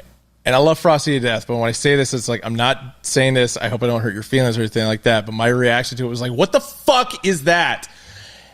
Because it was just so out there. Yeah. I mean, as we'd all know, and it's like I had seen, colored underbills before, but not necessarily done on purpose, like done really poorly by other hat companies. But, for me, it's always gray, green, black. Okay, I can't. So once pink came along, and I was just like, it wasn't hurt, it wasn't, I was taken aback by it, but just not like in a not really negative sense. It was just like so polarizing. That's exactly the word different. That I used for it. Yeah. I think pink bottoms were polarizing when they first came out. Absolutely. It was just like, whoa, like, am I okay with this? Is this something that like I'm gonna That was the welcome? thing, because it was just like with the Yankees, just like it's a classic hat, and then it's just like, wait, what is this? Yeah. It's just like, and especially for it being the Yankees, because of just how by the book and clean cut the Yankees always are. So for the first team to ever get it done, I was just like, I'm used to a Steinbrenner boys are going to be pissed. Yeah. Dad's rolling in his grave right now, kind of a situation. But the crazier thing about it is, like, once I saw one in person, like the level of detail that went into it, because it's like craftsmanship. It's one thing to just like slap the fabric on the bottom and just kind of sew it in, but it's just like, no, it was very times-takingly done, and it worked. And it's just like, the more I thought about it, like I wanted, like you get that feeling. It's like, okay, do I hate this? Do I love this? And the more I loved it, and it's just like, shit. All right, Justin Prame really onto something here. So like, when do you start seeing from your side, because you're the Twitter guy, so people are, I'm sure there has to be some people kind of asking about this at this point, like what's going on with the pink bottoms. I'm sure people found out, like, all right, NoHo's dropping these, like Hatclub has a Twitter account, where do you start seeing the hype come in on your end? Because I mean, were you guys didn't get the original pink bottoms, but eventually you got red velvets in store at where you were? Because that was the first one. As far as like the first major release of anything pink bottom for every single store was the red velvets. Yeah. So this would have been Valentine's Day of 2020, pre-COVID. I mean, we may have caused COVID with the red velvets. Who knows? But it wasn't even called red velvets at the time. It was just literally just called the Valentine's Day pack collection. Yeah. No pins. Except for the regular Hatclub exclusive pins. But prior to those coming in, there was actually a dude who came in asking for pink bottoms. And I'm just like, how the fuck do you know about that? And he's like, oh, I'm from New York. I'm like, okay. That makes every bit of sense right there. But actually, the selling point for me, as far as what Prame and Justin were doing that like really enticed me, was the icy bottoms. I don't know what it is, but I get a certain kind of way when it's just like the navy icy. Navy icy is really good for me. Man, I'm not gonna lie to you. That was the first, that was my first Hatclub hat, navy icy Subway Series.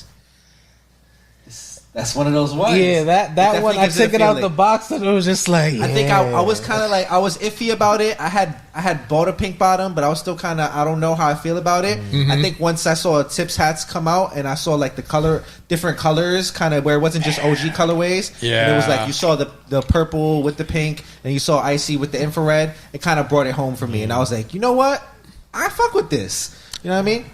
And everything just progressively got better. So, but the interesting thing was, once we got the Valentine's collection in, I'm thinking it's like, okay, the East Coast is reacting to this. New York's more specifically, I can't say East Coast. New York is its own entity and planet, basically. And I mean that in the most endearing way possible. Yeah. But so when all these hats came out to the West Coast and Arizona and whatever, they fucking sat. I could imagine. Because nobody knew what to do with it. And it was just like, I mean, like other people, like some people bought their team because it's like, I'm a A's fan, Giants fan, whatever. It's just like, it's a new hat, so I'm going to buy my team's hat. Yeah. But then other people, just from a fashion perspective, were just like, this is fucking weird. Like, I don't know what to think of this. And then, so for that collection specifically, like I ended up having to send the rest to New York just because everything had sold out here at NoHo so quickly. And same with a lot of the stores in Arizona. It's just like, well, we can either, as a company, make money or we can not make money. And so that's where they view that. It's like, okay, send them all to NoHo, we'll sell them out there. Well, then COVID happens. And, we had a few other things come through.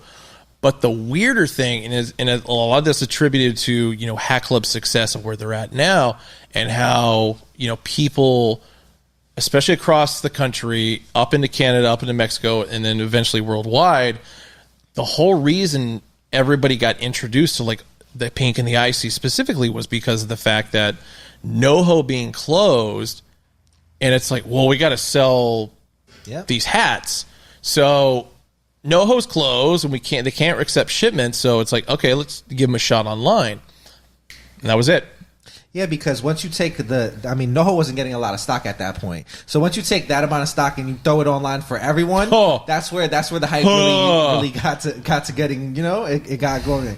Because it wasn't easy. I mean, at the time, it's a little bit easier than it is now to hit a hat. You know what I mean? But it was a situation back then. Still, you know what I mean? It was.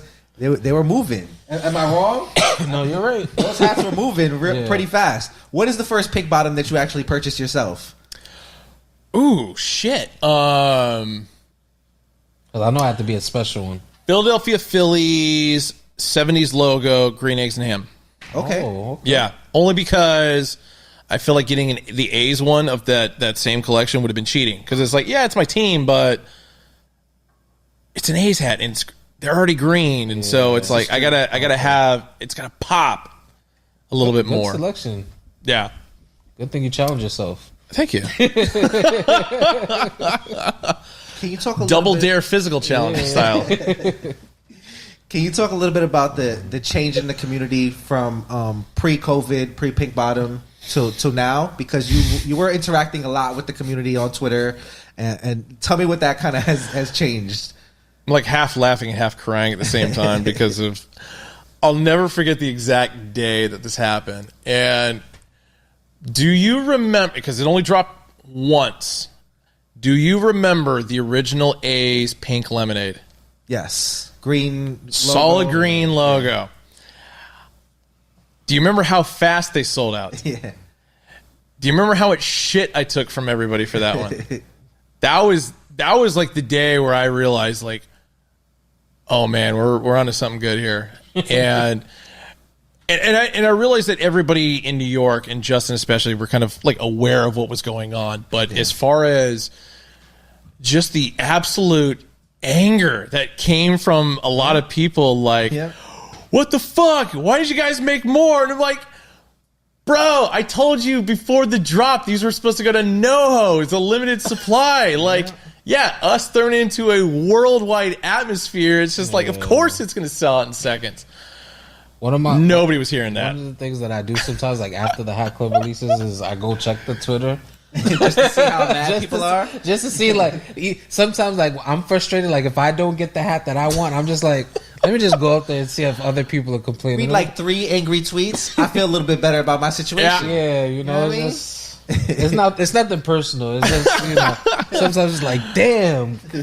No, I go back to that meme of Ben Affleck outside of his house with a cigarette in hand, just like, that's me. That's me 30 seconds after every drop, because I will literally, as soon as the clock hits, I'm out on the porch, I've got a cigarette in my hand, and I'm lighting it up and just like, all right, let's fucking do this. Oh my.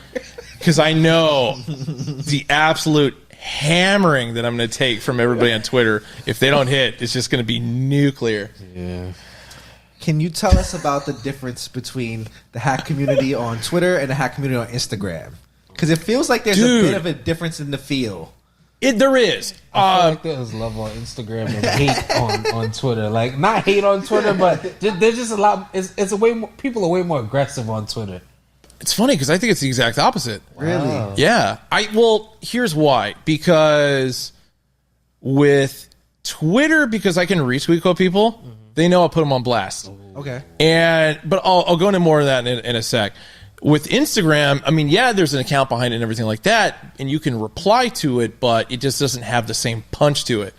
And because there's just like random comments that pop up on Instagram that you generally don't see on Twitter. And they're not just like terrible or like hate-filled or anything like that, but it's just like, it just seems like there's a lot more arrogance behind the comments that they're throwing out there. Like, oh, yes, collection's mid. Like, fuck you. You're going to buy it next tomorrow anyway.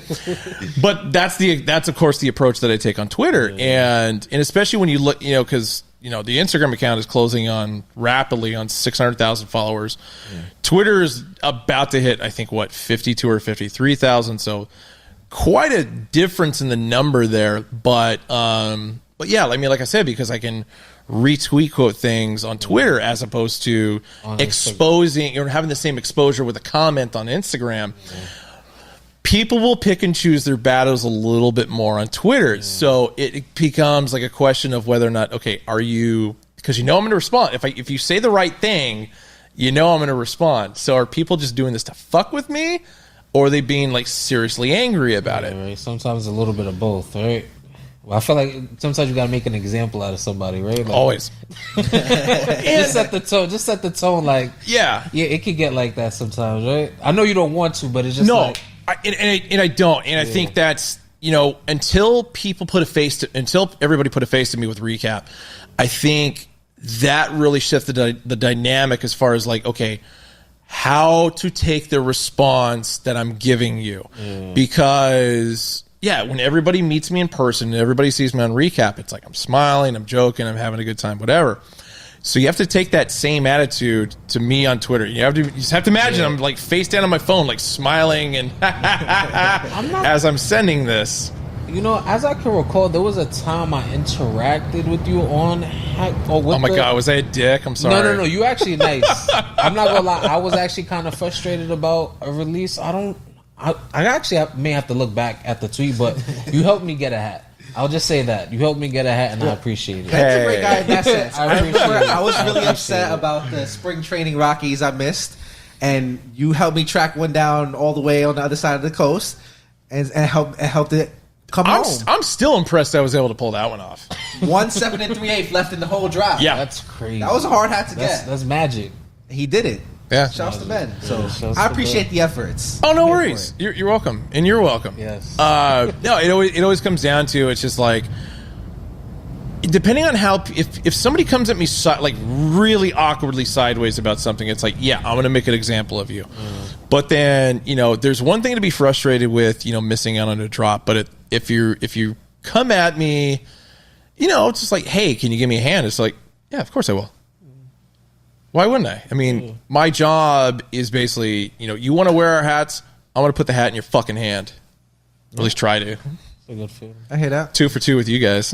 There you go. We have friends that you have helped as well. Yes. I will just say that. I always tell people it's all about community. You got to help, one person help another and set a trend. Speaking of community, do you think that it's important that Hat Club stays in contact with the community?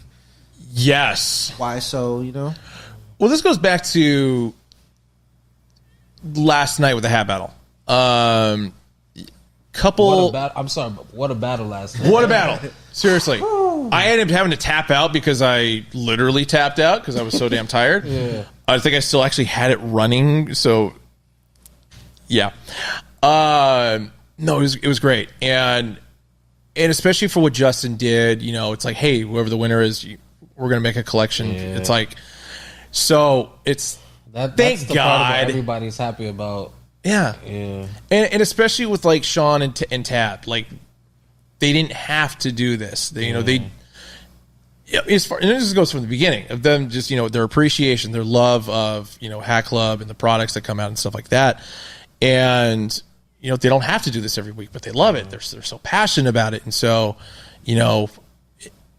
I've become friends with them. It's in the way I've become friends with you and like everybody else. And it's just like, yeah, man, if I can help out whenever I can, I will. If Justin can help out whenever he can, he will. And so this isn't the kind of thing that happens in a lot of other environments for things that, they're what's the word I'm looking for? Oh my God, I've been like on it.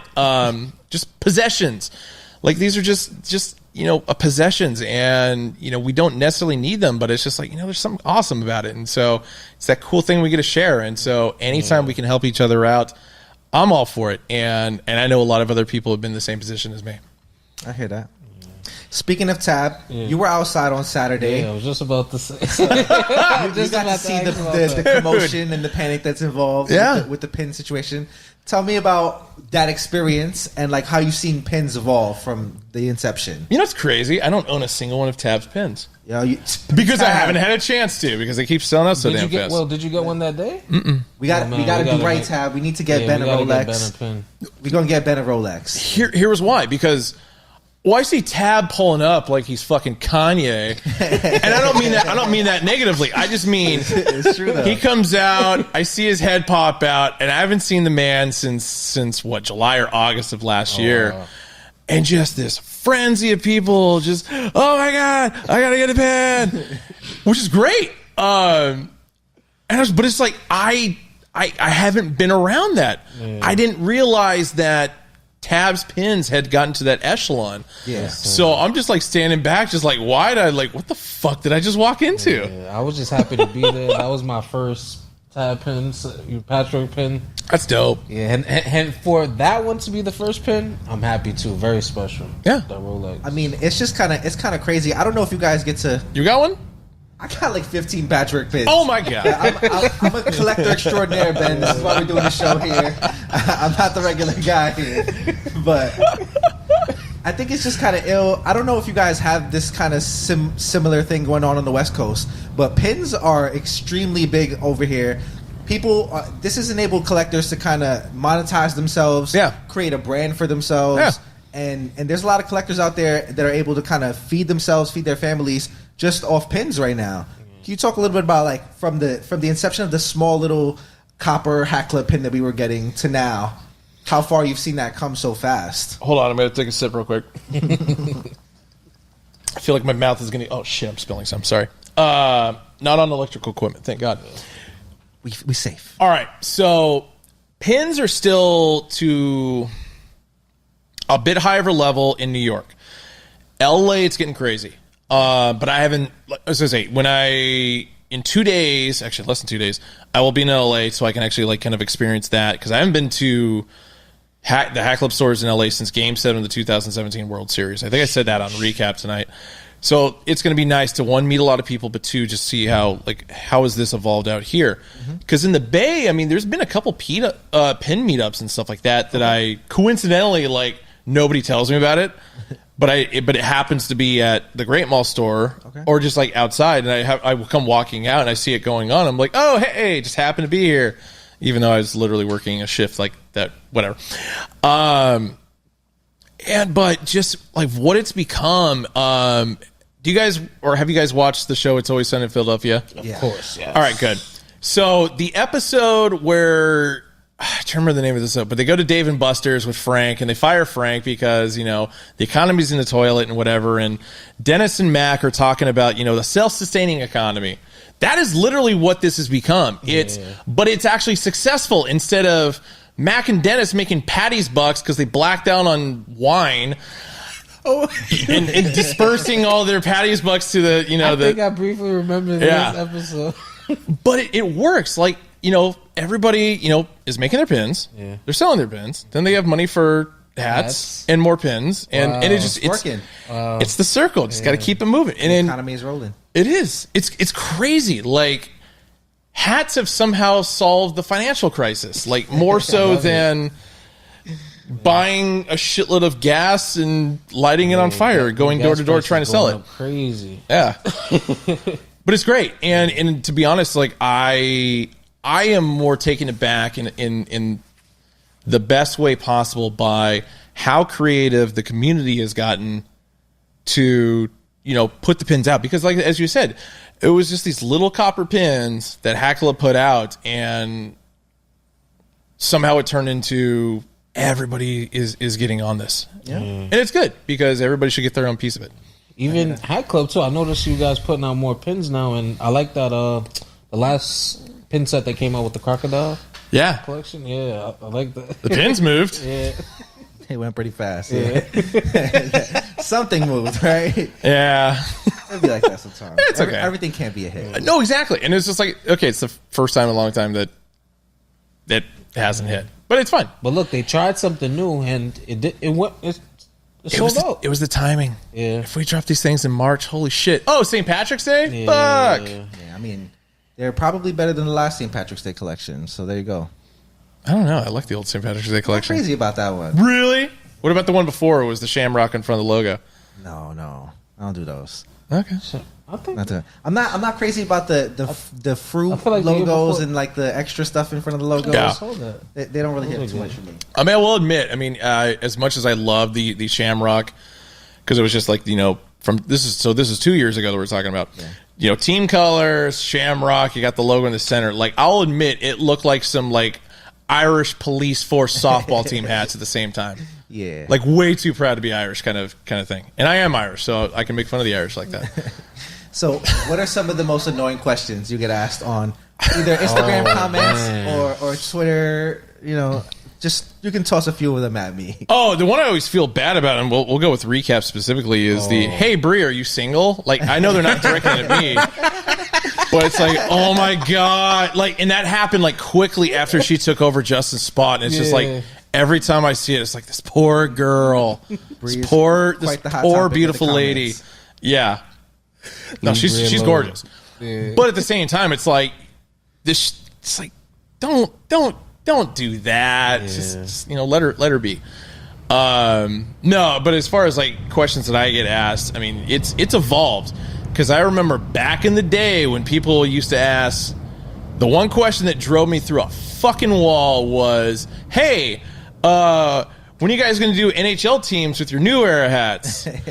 After I just deeply explained, like 2 days before, about how contracts works with licensing.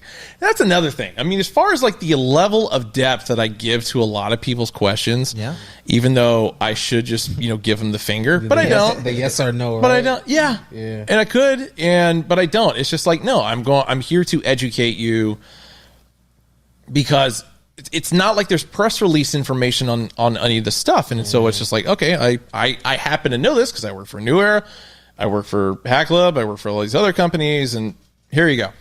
So it's the repetition of the same questions over and over. It's nothing like necessarily specific, like, but just like literally something I had answered like 5 minutes before, and somebody could just scroll back one tweet. Like, oh, there's my answer. But no, they're just going to ask it anyway. Like somehow the order in which the wording is like somehow going to be like, oh yeah, this is a completely different question. Like, no, sir, it's not. All right.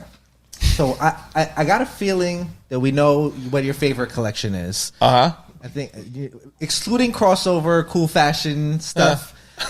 Can you tell me what is your favorite Hatclub collection, excluding crossover, cool fashions? Oh man.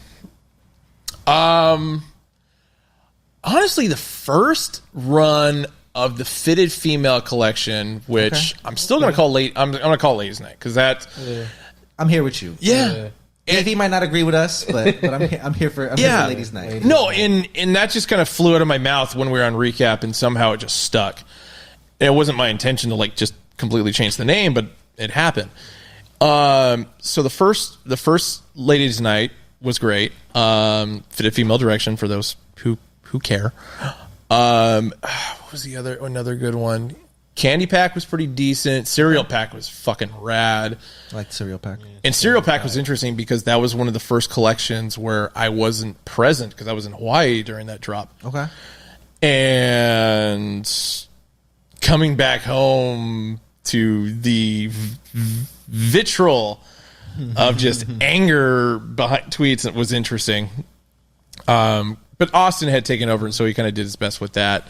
Yeah. But my favorite especially of 2021 is Emerald Bay. Okay, I love the Emerald Bay collection. Yeah, that was a good one. And the late 80s, early 90s, just basic S logo with the 89 All-Star Game patch of the sign was the tits of the collection. I like that one. I'm not gonna lie. My favorite is the one with the Indians patch on the side, just because you're not gonna get that patch probably ever again. Yeah. I think that's probably gonna be the one and only time we can see that patch. That's valid. So to me, once I saw that, I knew that was gonna be a thing for me. But I hear you with the old school S. '89 All-Star game. I'm never mad at that combo. It's a hit or miss with me sometimes. That should be hitting. Yeah, I'm not gonna lie. That crossover. Nah, the crossover. No, the crossover's nasty. Which one? That one up there? That one, yeah. Oh man, you know why we had to do. So can we talk about that real quick? Because I was going to talk about like hats you've designed with Hatclub. Yeah. I feel like you are kind of the originator of the cool fashion crossover. I am. Like you kind of created the first crossover for Hatclub. Can you talk a little bit about that? Like I shouldn't be pissed about it, but occasionally I am because of this one specific goddamn hat. So I was okay. So those who don't, if you haven't figured it out, you know, the amount of time I spent in the Pacific Northwest, it's like there were some things that I still hold kindly and dearly to my heart. But you know, end of the day, I'll ride and die with the Bay. But in regard to sports, you know, I was a Pacer fan growing up, and then living in Oregon, I transitioned to being a Blazer fan because at the time, it was literally the only professional sports team we have. So, and you kind of have to respect that. So this is like the tail end of the JL Blazers. And then even on top of which, it's like the Seattle Supersonics were still an existing basketball franchise. And I fucking hated the Seattle Supersonics. My dad was a Jazz fan. Go figure, he's Mormon. And just like, I don't know why, just the Sonics were like the bane of my existence as far as like liking anything and coming out of the West. They were always in the way, and especially when, you know, they went up against Jordan and they went up against the Jazz a number of times in the Western Conference Finals, and just it was always between those two. So, you know, here we are years later, and now, you know, Russell Westbrook gets drafted. Kevin Durant the year before, but Russell Westbrook gets drafted. It's the very last prominent pick in Seattle Supersonics history, because shortly after that, hey, we're going to Oklahoma City. Yeah. Holy fuck. Like, as much as I hated the organization at the time, I was really salty about the way things went down with that. And especially because a lot of my friends, being from Washington, diehard Sonics fans. And, you know, to see something you care so deeply about, even though it means nothing in your day-to-day existence. But, you know, fuck that. Sports are amazing, and you know they give us a charge of life every now and then. And so that was a moment where it's just like, I've hated the Oklahoma City Thunder ever since, and especially I've hated fuckface from Starbucks for selling the team. I got a story about that. I'll tell you after the show. Howard Schultz, that's his name. I was trying to think of his name. Like I met him face to face. This is back when I worked for MLB. I said I was going to say it after the show. I'm going to tell you now. I met him face to face at NASDAQ, and like because we had to do the opening bell, and I was wearing a Mariners hat, and I just walked up to him, and everybody else was like shaking his hand, and I was just like, "Hey, my name's Benjamin. Go fuck yourself." Oh shit. What? I could imagine you walk away. He's just like, who is that guy? Who is that? I mean, he just looked at my hat and he's like, "Oh, I get it." Yeah. It just came out. Like, I told a multi-billionaire to go fuck himself. You felt accomplished though after that, right? And I didn't get fired that day. That was the most amazing part. Yeah. Anyway, so going with the hat. So I'm sitting on the couch watching TV, and I hit up John, and I'm like, "Hey, I've got this idea for a hat. I want to run it by you. If you hate it, cool. If not, let's do it." And it was, that mid-90s Sonics colorway, all dark green, a little bit of red, but more specifically had to have the metallic copper in the S, because glimmers. You know, from those jerseys, like the big S that was popping out with the Space Needle.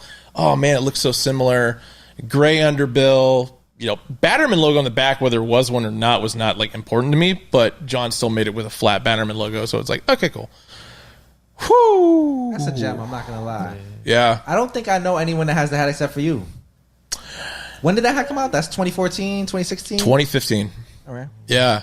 I know my shit, y'all. A lot of people don't even know that shit happened. You know the crazy part about it? They fucking sat. I could imagine. So they never went online. 2 stores got, or actually 3 stores technically got them, but only 2 stores actually could sell them. One was not my store, which got them. So that was the Daly City store. I was the one of 2 people to buy one from there because, of course, I got the first. The Victoria Garden store down in Santa California, because apparently there's a high school that has it begins with an S and has the same colors. Okay. So, of course, that's all. And then, sure enough, our old store in Seattle just gone instantly. Interesting. That's fine. Thank you. All right. While we're there, can you tell us anything about? I know there's a collection coming. I know you've been designing. Okay. Can you tell us anything? Any tidbits? Any secrets? Snippets? Yeah, because we're at the point where it's actually going to get submitted, so I'm actually can probably talk about it a little bit more. So, because I felt like if I missed like little details, like it would be an insult to everybody. So this sounds like you are literally painting. Like, thank you. Yeah, I can't wait to see what. Yeah, I'm excited to see the actual finished product. Off the air, I'll show you because I got the photos on my phone. There you go. That sounds fire. All right, while we're there talking about other stores, we about to wrap up soon. I see everybody looking at me. We working. I feel like we've been going for like 3 hours. I don't know why. I'm saying, it's been a casual 3 hours. Okay, yeah, we getting there. We getting there. What was the last hat you bought not from Hatclub? Last one I bought not from Hatclub was from Grandstand in Chicago. It was a icy bottom, a lighter blue, so more like the indigo blue, like the Nationals cool fashion. The front of it was a outline of like Comiskey Park. Even had like the little pinwheels and they do. And then the back was, instead of a Batterman, it was the sideways 1976 style SOX. And it's just like, holy fucking shit. Nice. Yeah, classy. Take my money. Take my money. Classy, yeah. Yes. All right. Now I've worn it once. God. How long ago was that? This is over the summer. Okay. It was last summer. Whoops. Yeah. Good time ago. All right, I got a game I want to play. Bring it on. I don't know if you're very familiar with the term OG Pinky and OG IC. No, but I think I'd wrap my head around it. So, we've been having debates about what's an OG Pinky and what's an OG IC.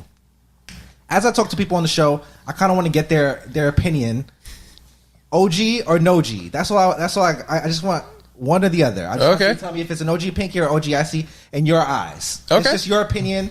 There's no right or wrong answer here, truthfully. You know what I mean? I think eventually, at the end of it, we might get to a right or wrong answer. Once I talk to Just, Preem, we might get like a roundabout I feel feel. Like, in my position, I'm kind of more on the spot. So if I give a wrong answer that's like detrimental to like, you'll be alright. If we were a publicly tradable company, like Elon Musk, tweeting about stupid shit and seeing Tesla stock go down, this is what I feel like we're walking into. People like to say I might be the definitive knowledge of all Hatclub hats. Hey, sometimes they think I know everything that comes out of Hatclub, and I don't know what the OG Pinkies and Ices are. So don't feel any way. This is the only reason we're doing this. I really have no clue. So I'm trying to figure out from the people themselves. So let me get this duffel. Oh, my Lord. All right. Here we go. I feel like I'm going to go through a ruse here just because of the fact that there's going to be something that was only dropped at NoHo. Oh, no, I don't and it's like, oh, yeah. The only reason I went, no. There's not too much of those in here.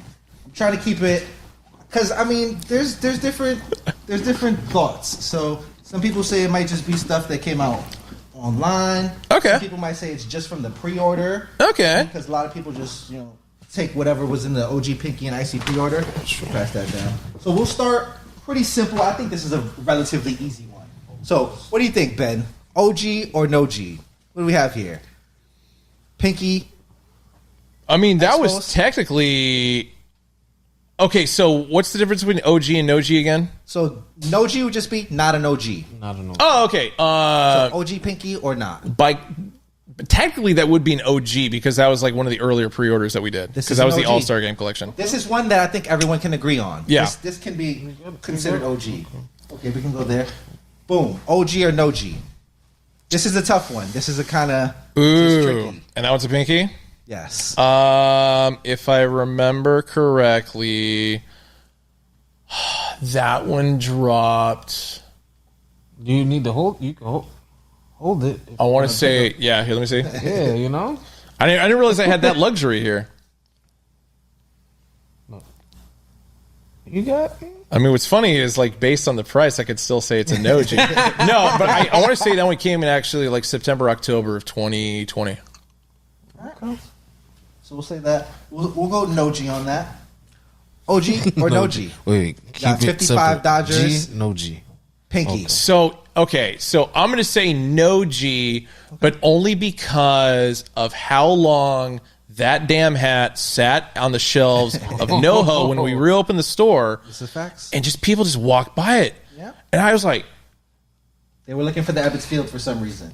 But then after that finally sold out, then it became like a hot commodity. So that's why I say Noji on that one. Okay. Oh, this one's kind of tough. Noji. I'm not gonna lie. Well, it's in a weird space. Fuck you. OG or Noji? Okay. It's the only fucking A's hat that we've dropped that is like Hold on, wait, Ben. You don't have one of these? No. You know why? Can you Because it's literally only dropped at NoHo. Oh, can you still fit a 3/8? Yeah, probably. All right, we're gonna make that work. I'm gonna get. Do I have to suck a dick? No, I'm gonna get. No. For the not that there's anything wrong with that. retail, we're gonna make it work. Okay. I got you. Wow. No, I can multiples. wait. No, I don't want to take anybody's hat from their collection. I know at some point it will come multiples. around. So Multiples? I mean, it didn't just drop at no. What are you, Michael Keaton in Multiplicity, but with hats? My God. Things happen. So OG or Noji? What do you? OG. No, it's OG. Okay. Like that one, that is the quintessential OG that's not. We got Icy here. OG Icy or no G Icy? Okay, so that one. Let me borrow that one real quick. Oh, he took the tag off. That's where it gets a little bit more mysterious. Technically, this would be an OG because this is part of the first Icy collection that came out. There you go. All right. Yeah. Actually, I don't even know why I threw the word technically in there. It is an OG. This is the restock, but when it first came out, OG or no G? When it first came out, I felt like a jackass for not buying it. But you have to go with OG because even though we've dropped it like 4 or 5 times since, like it's still a hot seller, and it's one of the original like, oh my God, it's not a letter logo on the front, pink bottom. This is the one that kind of fucked me up. I'm not gonna lie. I was collecting only Yankees from you guys until this one came along. Man, fucked me all up. What are we saying? OG or no G? No, OG because we've only dropped it maybe twice. All right, Icy. This might be my favorite. OG Actually, or no that G? one 100% is OG because that I know for a fact. What's her face's boyfriend was wearing that. It was like one of the first like promo photos that popped out as far as anybody wearing an Icy or a pinky. God, I don't know why I can't think of the name This right one now. is tricky. Dropped pre-COVID, no-ho, but in the All-Star Game pre-order as well. I know. So does that? It's kind of where. Area. Yeah, I mean, I say OG just because of the fact that it has that connection, Okay. and it was part of like one of the earlier. All-Star Game pinky Seattle. Yeah.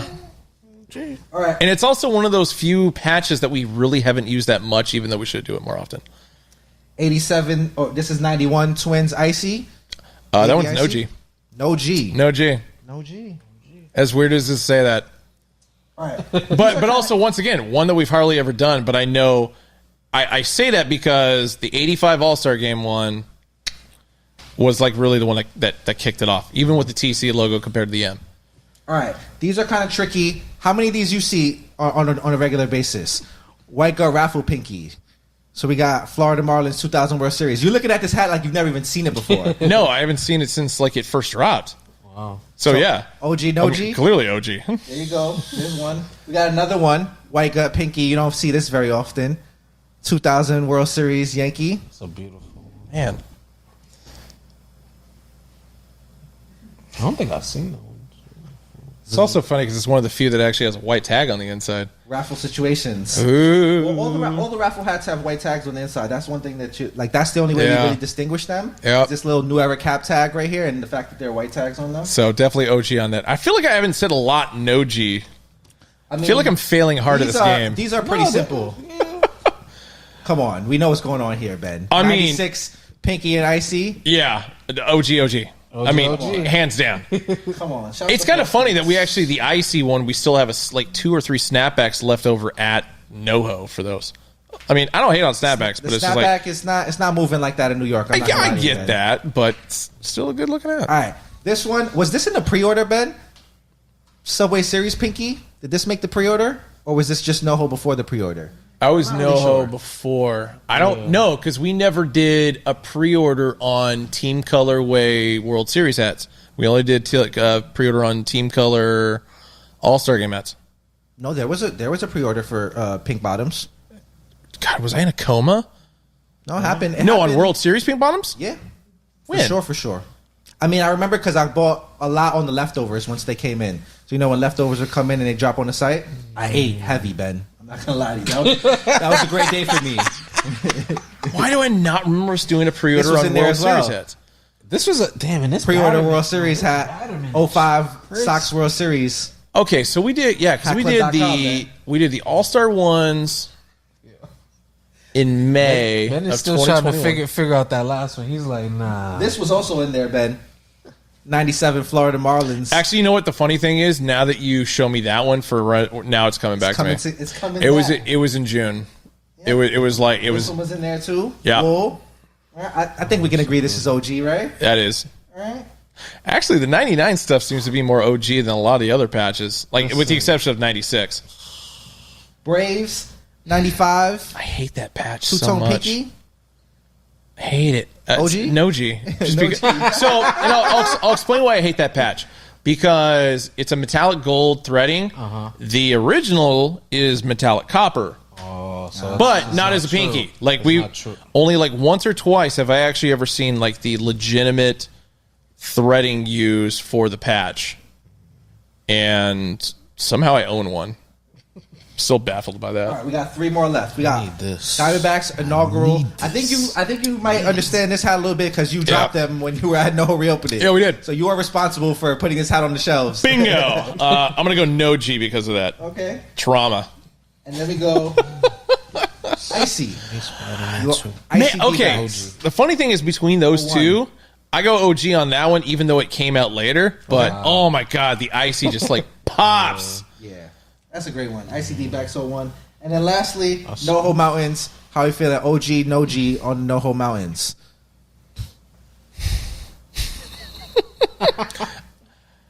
I'm going no G on that one. You know why? Yep, because of the back. Raised Batterman. Raised Batterman on no G. See that?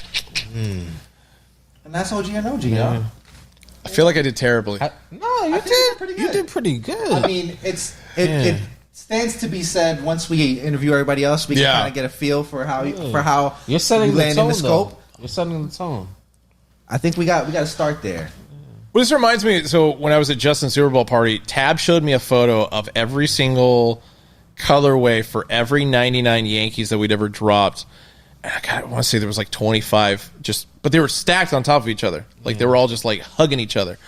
And I think I got through up to the last 3, and I was able to actually name all of them. All I saw was just the side of the hat color and whatever the patch was. That might have been my picture, Ben. Might have been.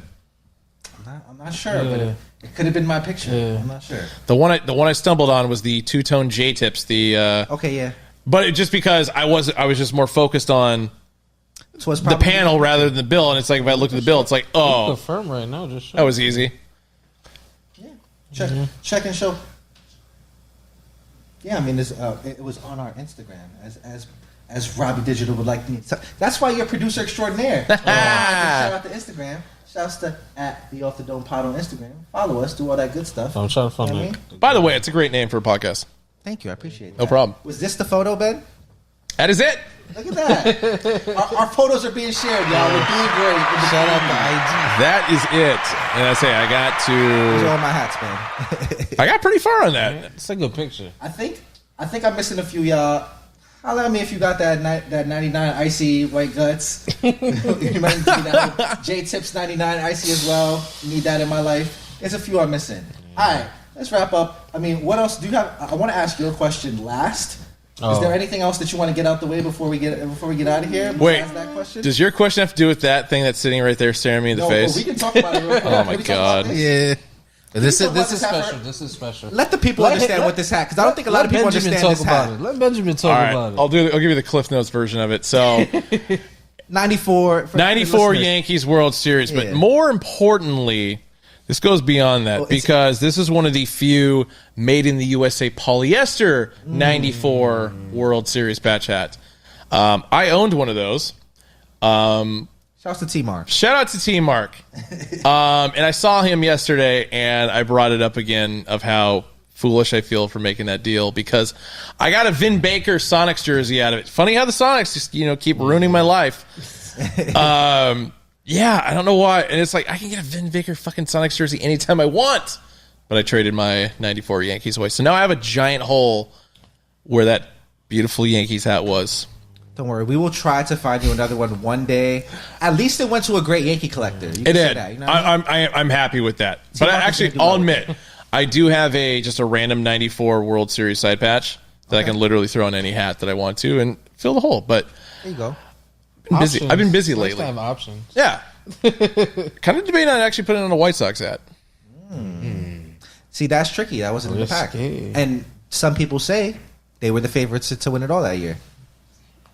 That's why. All right, before we get out of here, Ben, I got one question we want to ask you. If we go to the Bay, because we've never been, what do we eat when we go to the Bay? What are top food recommendations when we go to the Bay? I mean, you can't go wrong with a sour. I mean, if you're in okay, this is probably one of the few positive things I'm ever going to say about San Francisco. So, as touristy as it sounds, getting a sourdough bowl full of clam chowder, pretty fucking legit. Is there a spot I should be looking for this? Yeah, I mean, you can go along the wharf, and you'll find like a number of places. Actually, I will say I can't remember the name of it off the top of my head, but look up the Dom DiMaggio plaque. Okay. And it's the seafood joint that's like right by there. All right. Yes. You'll know you're there by the seagulls that are attacking all the tourists. If I pull up and the soup isn't good, we're gonna have to have a conversation. Yeah. But I trust you. We're gonna make that trip. We're gonna make that trip. Good, because I'll just drive you there. Okay. Save you some money. All right. Sounds like a plan. Yeah. All right. Pizza, so. What's that? Nacho pizza. No, exactly. I mean, I did help. I did pay half the pizza. Yeah, no, you did help. It was. It was delicious. The pizza tastes better because it's on Hatclub. You know what I mean? No, that is hands down one of the greatest pizzas I've ever eaten in my life. Appreciate it. Shouts to Knicks. We still beginning and end of the episode. We're looking for promo. Yeah. We're looking for sponsorships. Yes, please, send me a check. please. We like the pizza. Lonnie's one of your best customers. You know what I mean? I think Rob is. I think we got 2 of the top 5 customers, 3 customers in the game here. Yeah. So shouts to that. Ben, thank you so much for rocking with us. Nick's Pizza, get on your shit. Come on. I appreciate you for coming all the way uptown and rocking with us. Of course. Thank you so much. You're welcome. You're a busy guy, so to take some time out the schedule real quick, I know you're supposed to be talking to wifey right now. We're going to relinquish you and let you do your thing. I mean, as long as she doesn't think I'm dead, we're in good shape. Okay. Yeah, you're very safe. You're in safe hands in the Bronx, New York somehow. Yeah. I'm an odd enough looking dude where I can probably get around any part of New York and people are just gonna be like, if he's walking around at this part of the night, I probably shouldn't fuck with him. Yeah, it might be crazy. You never know. Appreciate you. Thank you so much. Thank you guys. Follow us on Instagram, again. Yeah. Right there. Absolutely. I'll be back. Yeah, Ben's gonna be back. You know what I mean? We're gonna have more guests. We look forward to doing this more often. We're gonna review OGs again, right? Yeah, OG or no G. see which ones. A few times. Yeah, I need the answers. Yeah. We'll get back. I feel like my credibility is on the line because of you. Nah, we'll let you know how you did. I think you're doing just fine. Excellent. Lonnie, thank you for being here. I appreciate you. I I appreciate everybody in the background. Shouts to Rob on the boards. Shouts to Vicky and Bo making their work behind the camera. Shouts to Jalea behind the camera as well. And shouts to Miguel doing his homework in the corner. I appreciate you, bro. Shouts to you for stealing. Shouts to Miguel before I get out of here for stealing my thunder again with the Hank Aaron patch Braves. Boom. I don't know what you're trying to get at here, bro. But I'm trying to swag on camera, bro. And you're stealing my thunder here, Miguel.